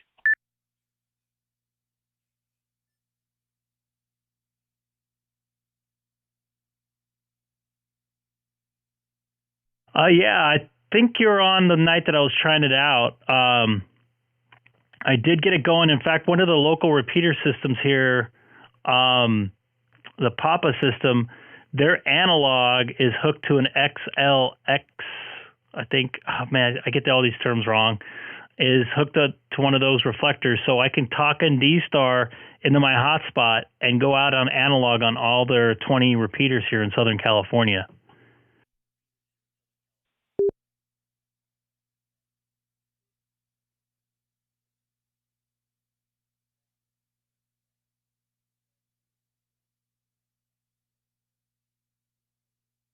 Yeah, that's I really haven't, I guess, looked at a whole lot of what XRF and XLX offers, at least here around central Indiana.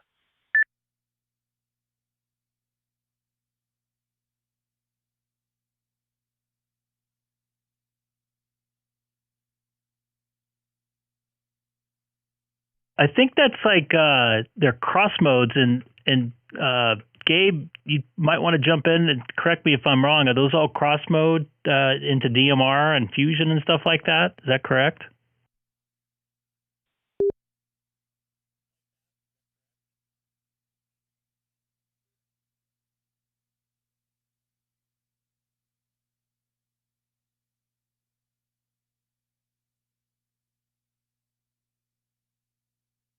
I was hoping Gabe K6EGG was still in there. Doesn't sound like he is though.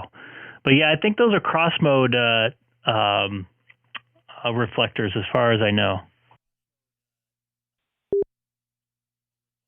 Okay, I've heard of like XLX being associated with Brandmeister and DMR. DMR is something I have absolutely no clue about, but I know I've heard of stuff being cross-banded or cross-functioned, at least digital modes.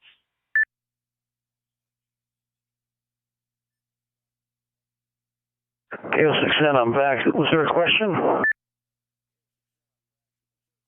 Yeah, the XLX reflectors, are those mainly for cross-moding into different digital modes and analog modes and stuff?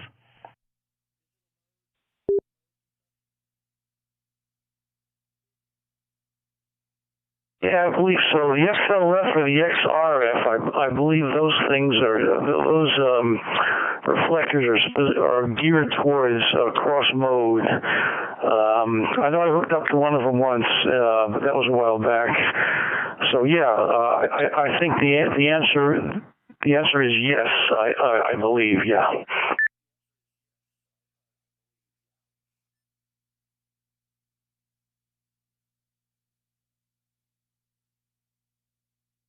Yeah, Devin, I think the night that I tried it out, I don't know if you were watching or not. I don't think you're on, but one of the guys has said, try this, and I got it going, and I was on reflector 12 XL. Let me give double check here. Shoot. So I thought I had it written down somewhere. It's XRF012 Alpha. It's connected to all the DStar analog repeaters here in Southern California, which is, I think, like 18, I think. Correct me if I'm wrong there, Gabe. But we were doing some testing right before 8 o'clock, and then I decided to get off because I didn't want to tie up all those repeaters. Just a couple of guys talking, but it was right when their net started, and I think they're talking about us on their net. So it's pretty cool that I can cross mode in, and now I can cross mode into. I found some other things that's cross moded into some All-Star nodes. So yeah, I think that's what it's mainly there for.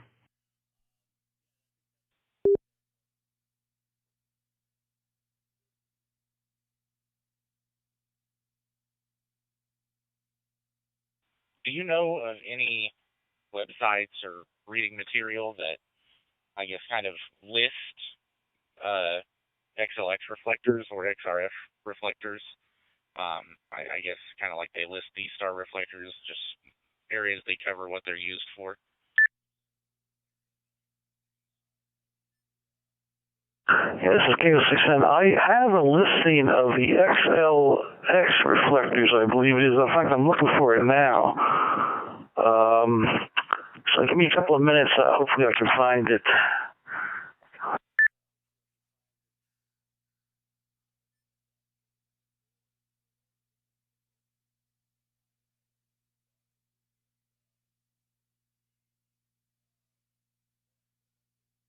Yeah, and anybody new watching tonight, my name's Greg, K6EGG. I'm live streaming Reflector 14 Charlie DStar.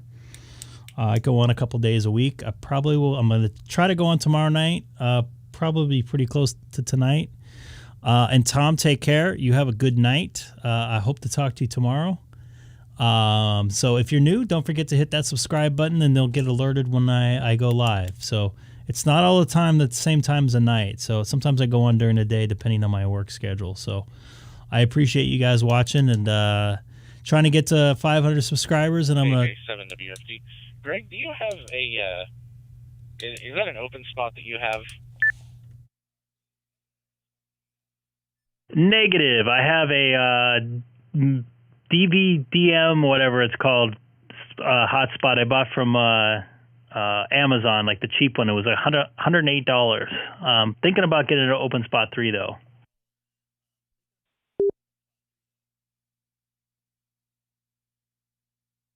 Did you? I'm trying to find something. I'm eventually going to be getting an ID51 HT for DStar, and I'm wanting to find something that I can throw up in my semi so that I have a gateway, because we have onboard Wi-Fi, so I can hook something up. I just don't know that I want to necessarily spend the money for an open spot 3 just right off the bat.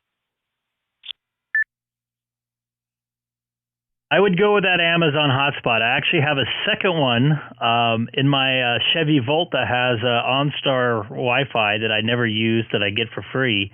So I have it hooked up to that. So yes, you can do that. It does work very good. In fact, Tuesday morning, I talked to somebody in downtown Los Angeles on my hotspot to Great Britain on Reflector 30 Charlie. So yeah, it does work. It does work good. And I don't know if you've talked to Ray N3EPA. He's a normal guy watching the YouTube channel, and he also jumps on whatever reflector I go to, normally Reflector 12. He does the same thing with his truck. He has the same hotspot, I believe. And he's running a 9700, a pretty nice radio for a mobile. But he does trucking around. I've talked to him all over the country on his hotspot, so it does work.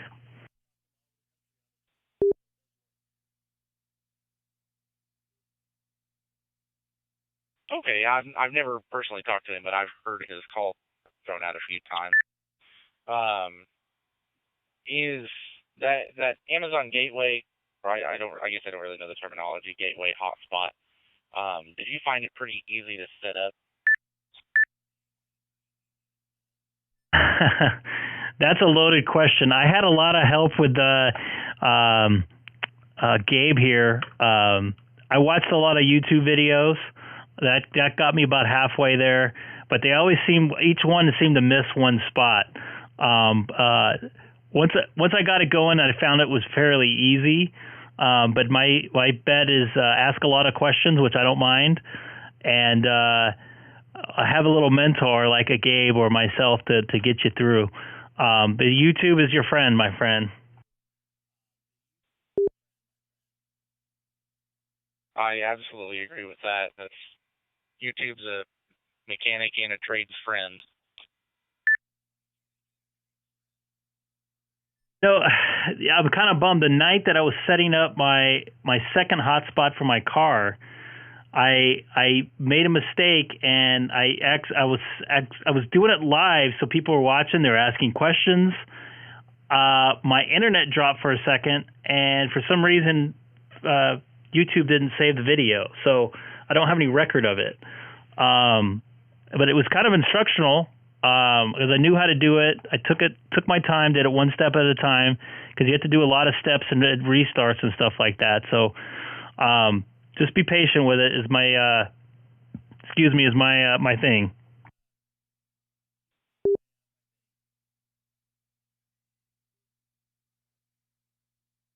I think I may be looking at it here. It's the DVM by HKCNMA. Hotel Kilo Charlie November Mike Alpha.com. There's a couple different ones. I bought mine from Amazon I'm going to look it up right now. It looks like just a little black box with a telescopic antenna.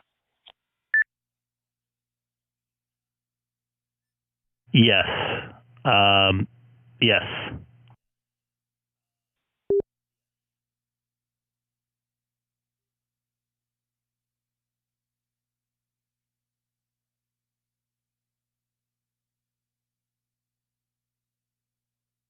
And you're talking into a local repeater there, right?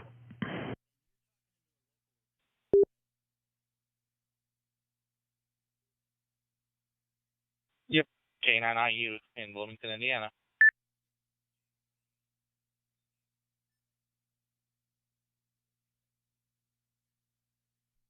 Man, they've really gone up in price the last couple of times I've looked. Wow.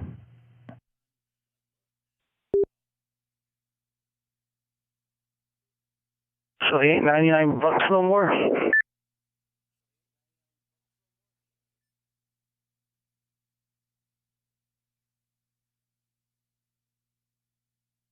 No, it doesn't look like it. I'll put the one up on the screen that I bought. It's not even available anymore.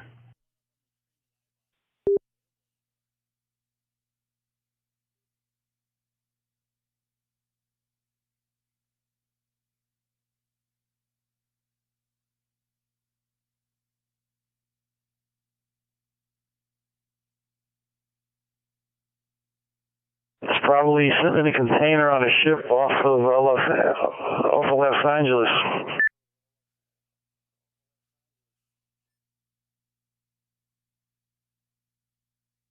I think that's where we're all going to be doing our Christmas shopping. Going to jump on a boat and head out to Catalina.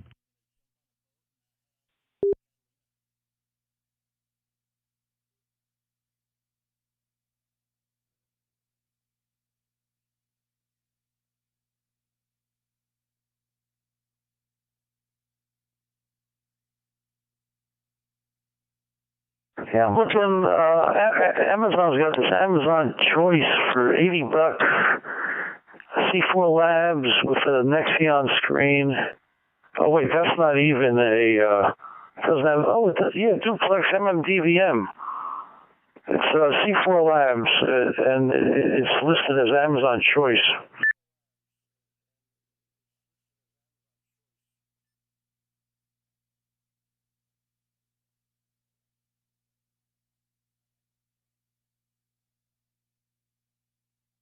There's so many different ones, but yeah, I'd go with a cheaper one. Just get your feet wet with it. I definitely like the one in my car there, Devin. I haven't used it as much, but I still do use it, and I did have fun the other morning when I was in traffic.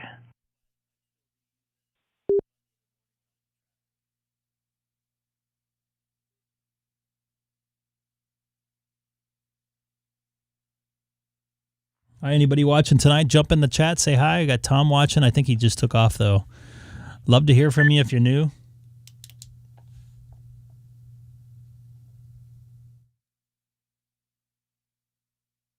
Okay, I don't know if you heard me. I think I started doubling there with you, but I put a link in the comment.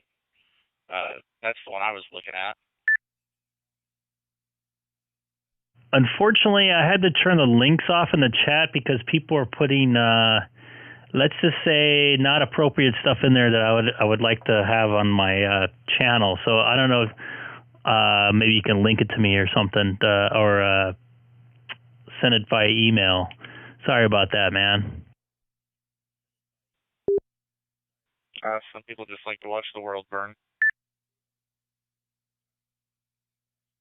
Yeah, it was some bots putting porn advertisements in there when I first started, and I don't want to turn it back on. They still do it on the comment section every once in a while.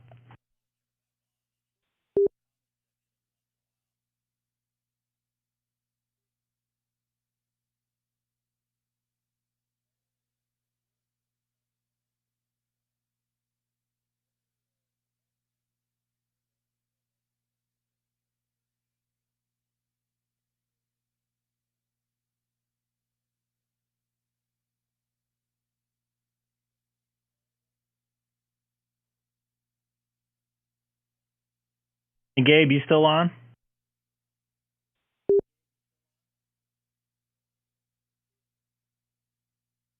Yes, sir. K6EGG here.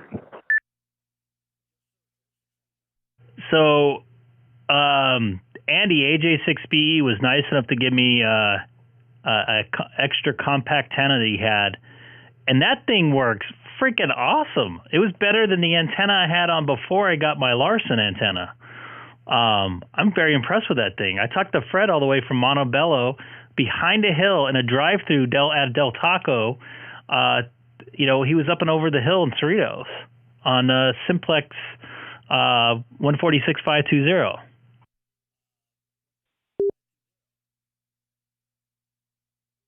Did you say that was a Larson antenna? The antenna that Andy AJ6BE gave me was a compact antenna. It's like 7-inch little stud that you can put on the back. You put on your it's a NMO connector.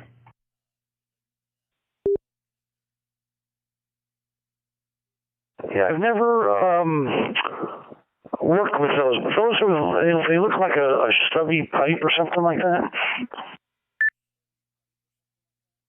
Exactly, and those things work awesome. And my thing is, I wanted something a little low profile. It's the same color as my car.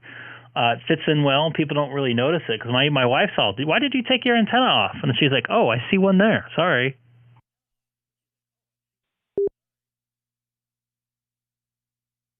Hey, that's pretty good. Hey, if it works and it's low profile and you're happy with it, it sounds like a winning combination to me. Did you see that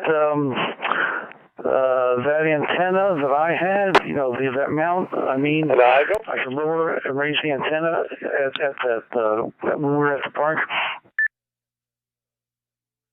I did. We watched when you were leaving. I like that. That was pretty cool.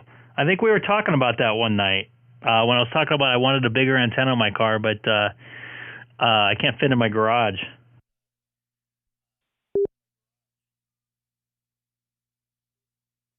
Yeah, well, with that mount that I've got, you can just lower it, whenever you go to park the car and all that stuff. But hey, if that antenna works and you're happy with it, I mean, that's what counts.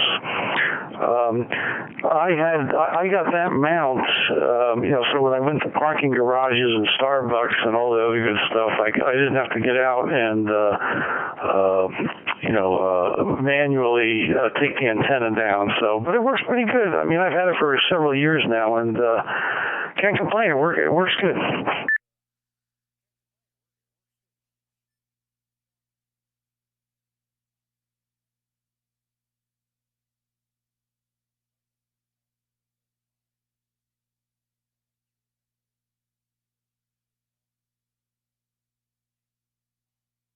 What brand antenna is that? I know you told me about the mount to it, but I forget what brand what was. Say again.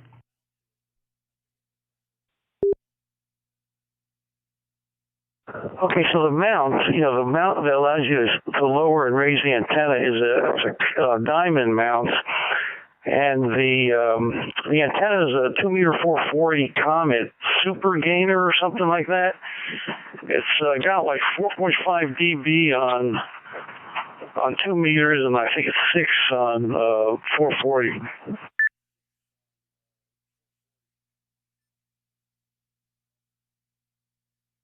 It's pretty good gain, especially you're so high up on your car too, so you get up and out on that with a high profile vehicle like you have there. So that'd be pretty nice to have up there.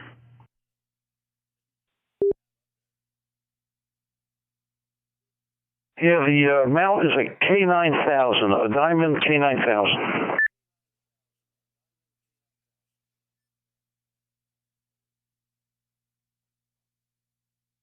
Then the Comet antenna is a Super Beam, Charlie Sierra Bravo 770 Alpha. And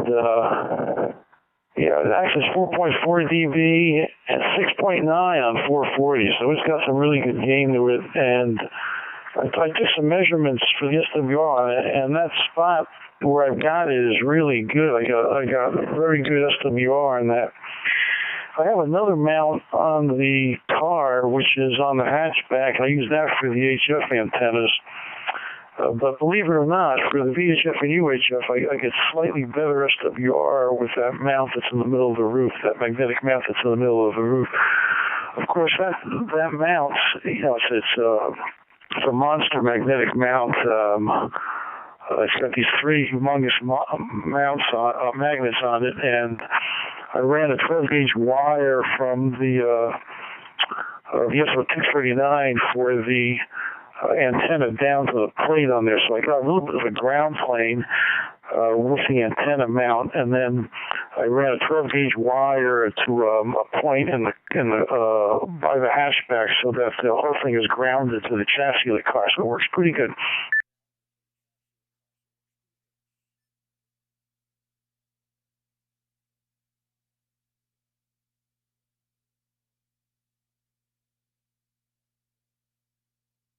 Now, is it good as Joe's GP9 on his Jeep?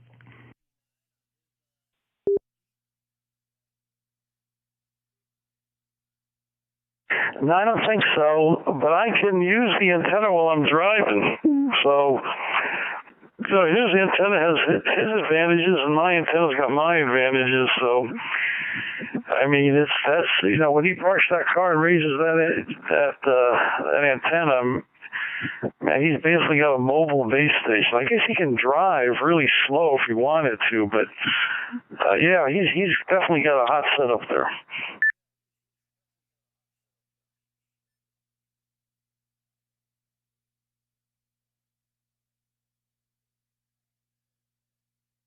You made a very good point. I guess he could drive with that thing if he really wanted to. I don't know how far he would make it, though.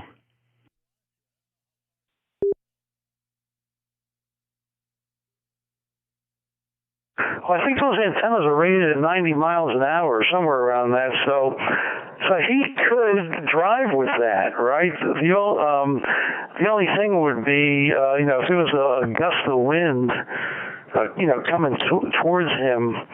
Now you got to take that into account. If he's driving, 60 miles an hour and a 20-mile-an-hour gust of wind hits him from the front, I mean, that's going to be close to the edge there, and then it's all going to boil down to how strong those welds are on that mount that he's got. So yeah, he could drive, but I wouldn't recommend it unless it was absolutely necessary. If you were getting chased by a bunch of giant rabbits, then maybe I'd try it. But yeah, he's got to be careful if he does something like that. Yeah, and I think the other thing you'd have to worry about is possibly overpasses or low hanging power lines or something like that.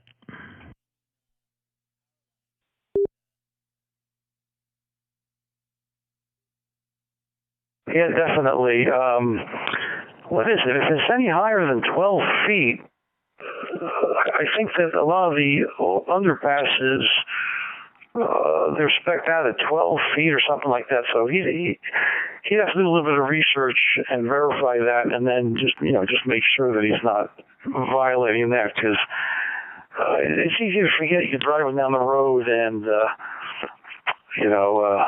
all of a sudden you hear a crack and it's too late.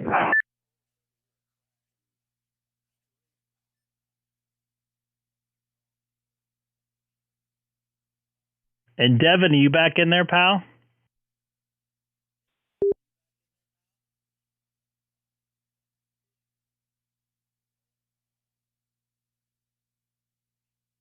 November, Chula Vista, California.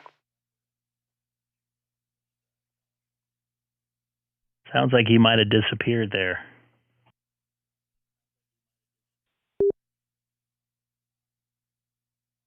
See, on that hotspot that you got, does it have any type of display that tells you what's going on with the unit? Or is it just there's a little black box with the antenna sticking out of it? It does. It's not on all the time. It says DStar. It says when I'm transmitting. It gives the IP address, and then when it transmits, somebody off the reflector, it gives me the info, the call letters, stuff like that, and the the IP address of the local network that it's in, which is mine. It says that I'm transmitting on. It says that it's transmitting DStar info. Then when nothing's going on, it shuts off after about 30 seconds.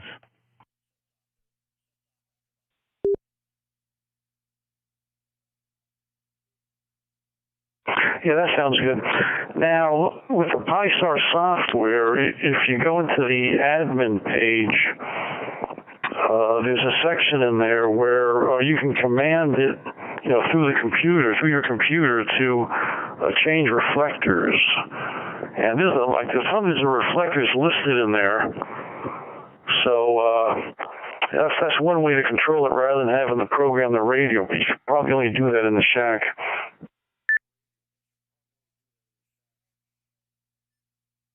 Yeah, I kind of do it both ways. If I'm just talking on it, having fun, I like to change it to the radio.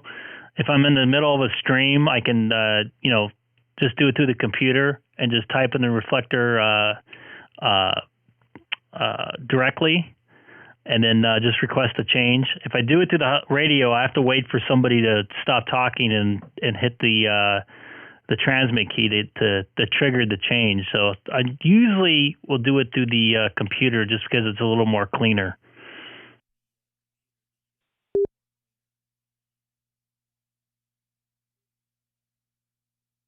Yeah, that's right. If you go through the radio, you've got to wait until somebody stops talking. But yeah, okay, so you've got it. You've got it. That's good.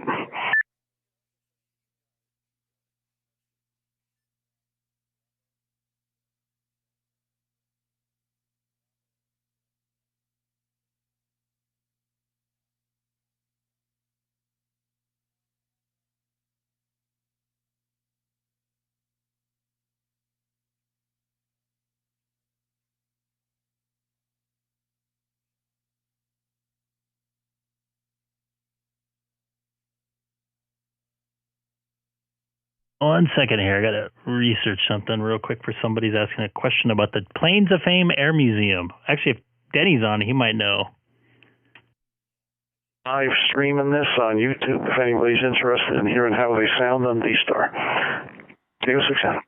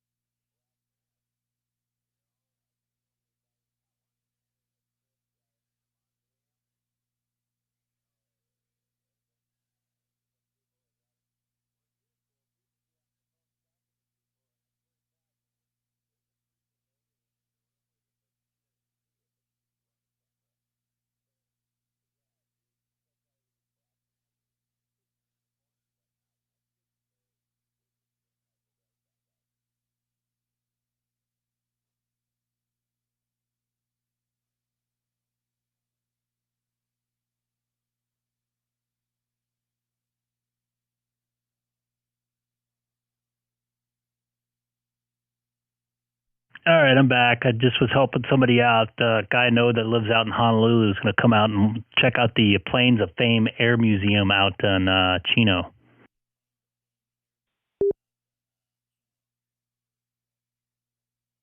That sounds like fun. When's he coming out? I think next week, next Wednesday, which I'm actually off, so I might be able to see him. He's a pilot for Hawaiian Airlines.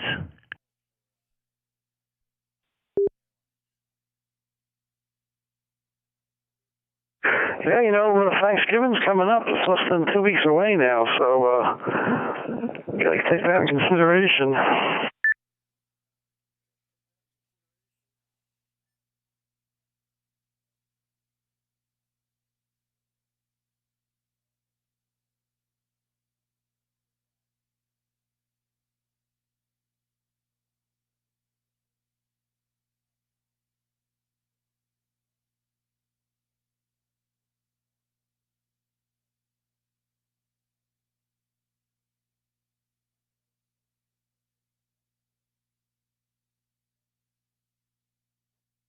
I think Denny's on the board there or something, or he's a member. I'd love to hit him up, or Tony.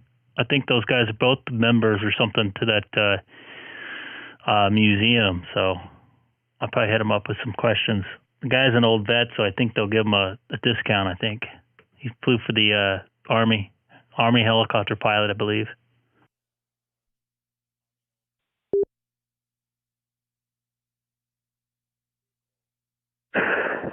When I was living in the Florida Panhandle over by Eglin Air Force Base, they had the Air Force Armament Museum.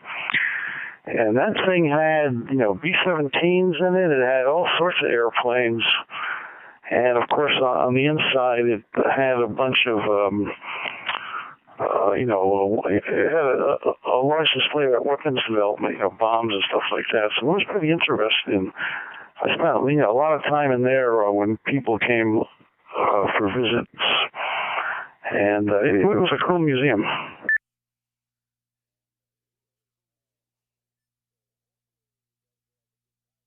Yeah, man, I absolutely love museums. When my daughter gets old enough, I want to go to D.C. and just take a week-long museum tour throughout D.C. Obviously, I'm a airplane geek, airline aviation geek, so the Air and Space Museum will be one of them on tap. So yeah, museums are a good thing, man. You learn a lot about history and stuff like that. I really enjoy them. I think it'll be good for her when she gets a little bit older.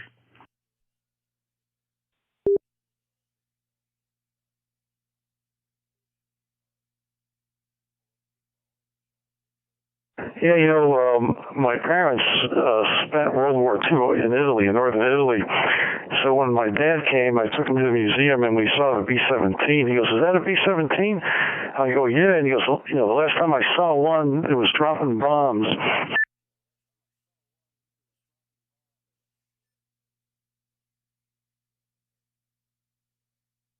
Oh, man.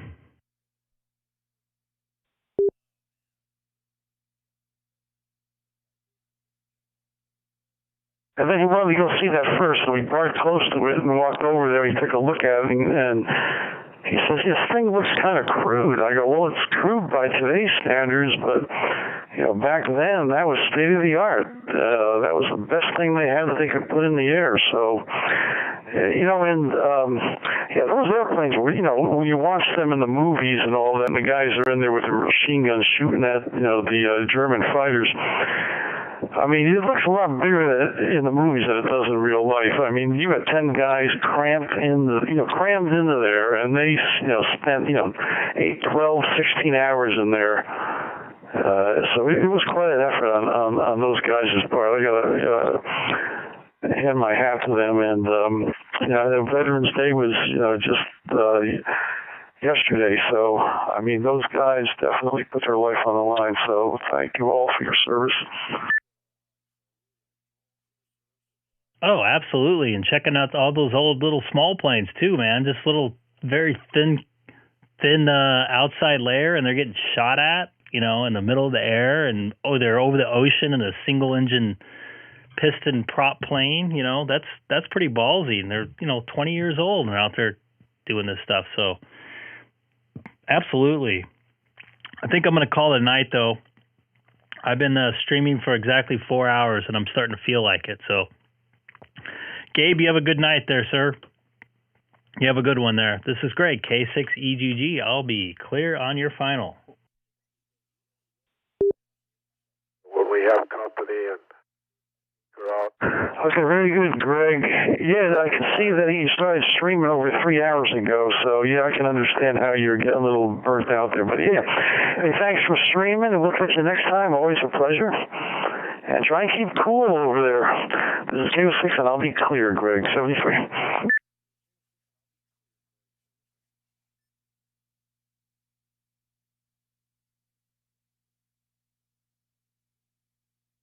Yeah, having a light in my face for 4 hours kind of gives me a little bit of a headache, too, and wearing the headphones, too. So, Gabe, you have a good one. I'll probably be on tomorrow night, and hopefully I'll be able to chat with Tom over there as well. This is Greg, K6EGG. Have a good evening.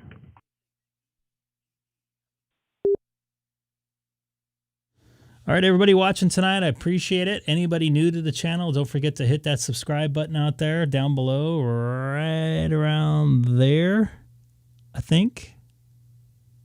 There, yeah, you can hit that little screen there, and it should pop up. Would really appreciate it. Trying to get to 500 subscribers before the end of the year, and then I'm going to try to get 1,000 before June. So that way I can do some live streaming via mobile. So I got some plans with that. I'm also still trying to put together a graphics package that I'm going to use to do the what's it called? The other Streamlab. OBS Streamlabs, a little more user-friendly for live sources. This is just kind of a little basic. I can put in different stuff, but looking forward to that. And Michael, you take care. Great talking to you. Glad you got dialed in on your hotspot there in your car. And I believe you have a 5100, which is a great radio. I have one of my 2017 Chevy Volt. So thanks again for jumping in there and saying hi. And once again, anybody new, please hit that subscribe button. It will be much appreciated. I'm going to sign off for now. I will try to be on tomorrow night at, I'm hoping 8:30. I'll probably only be on for about a half hour. Just unlinking my hotspot, which is something you should do if you going to leave your hotspot on. Don't leave it on, especially if you have two hotspots like I do. You won't be able to connect to the hotspot that your home hotspot is connected to. So something I learned about that. So anyways, thanks again for watching. I'm going to sign off. Take care. This is Greg, K6EGG. Have a good one.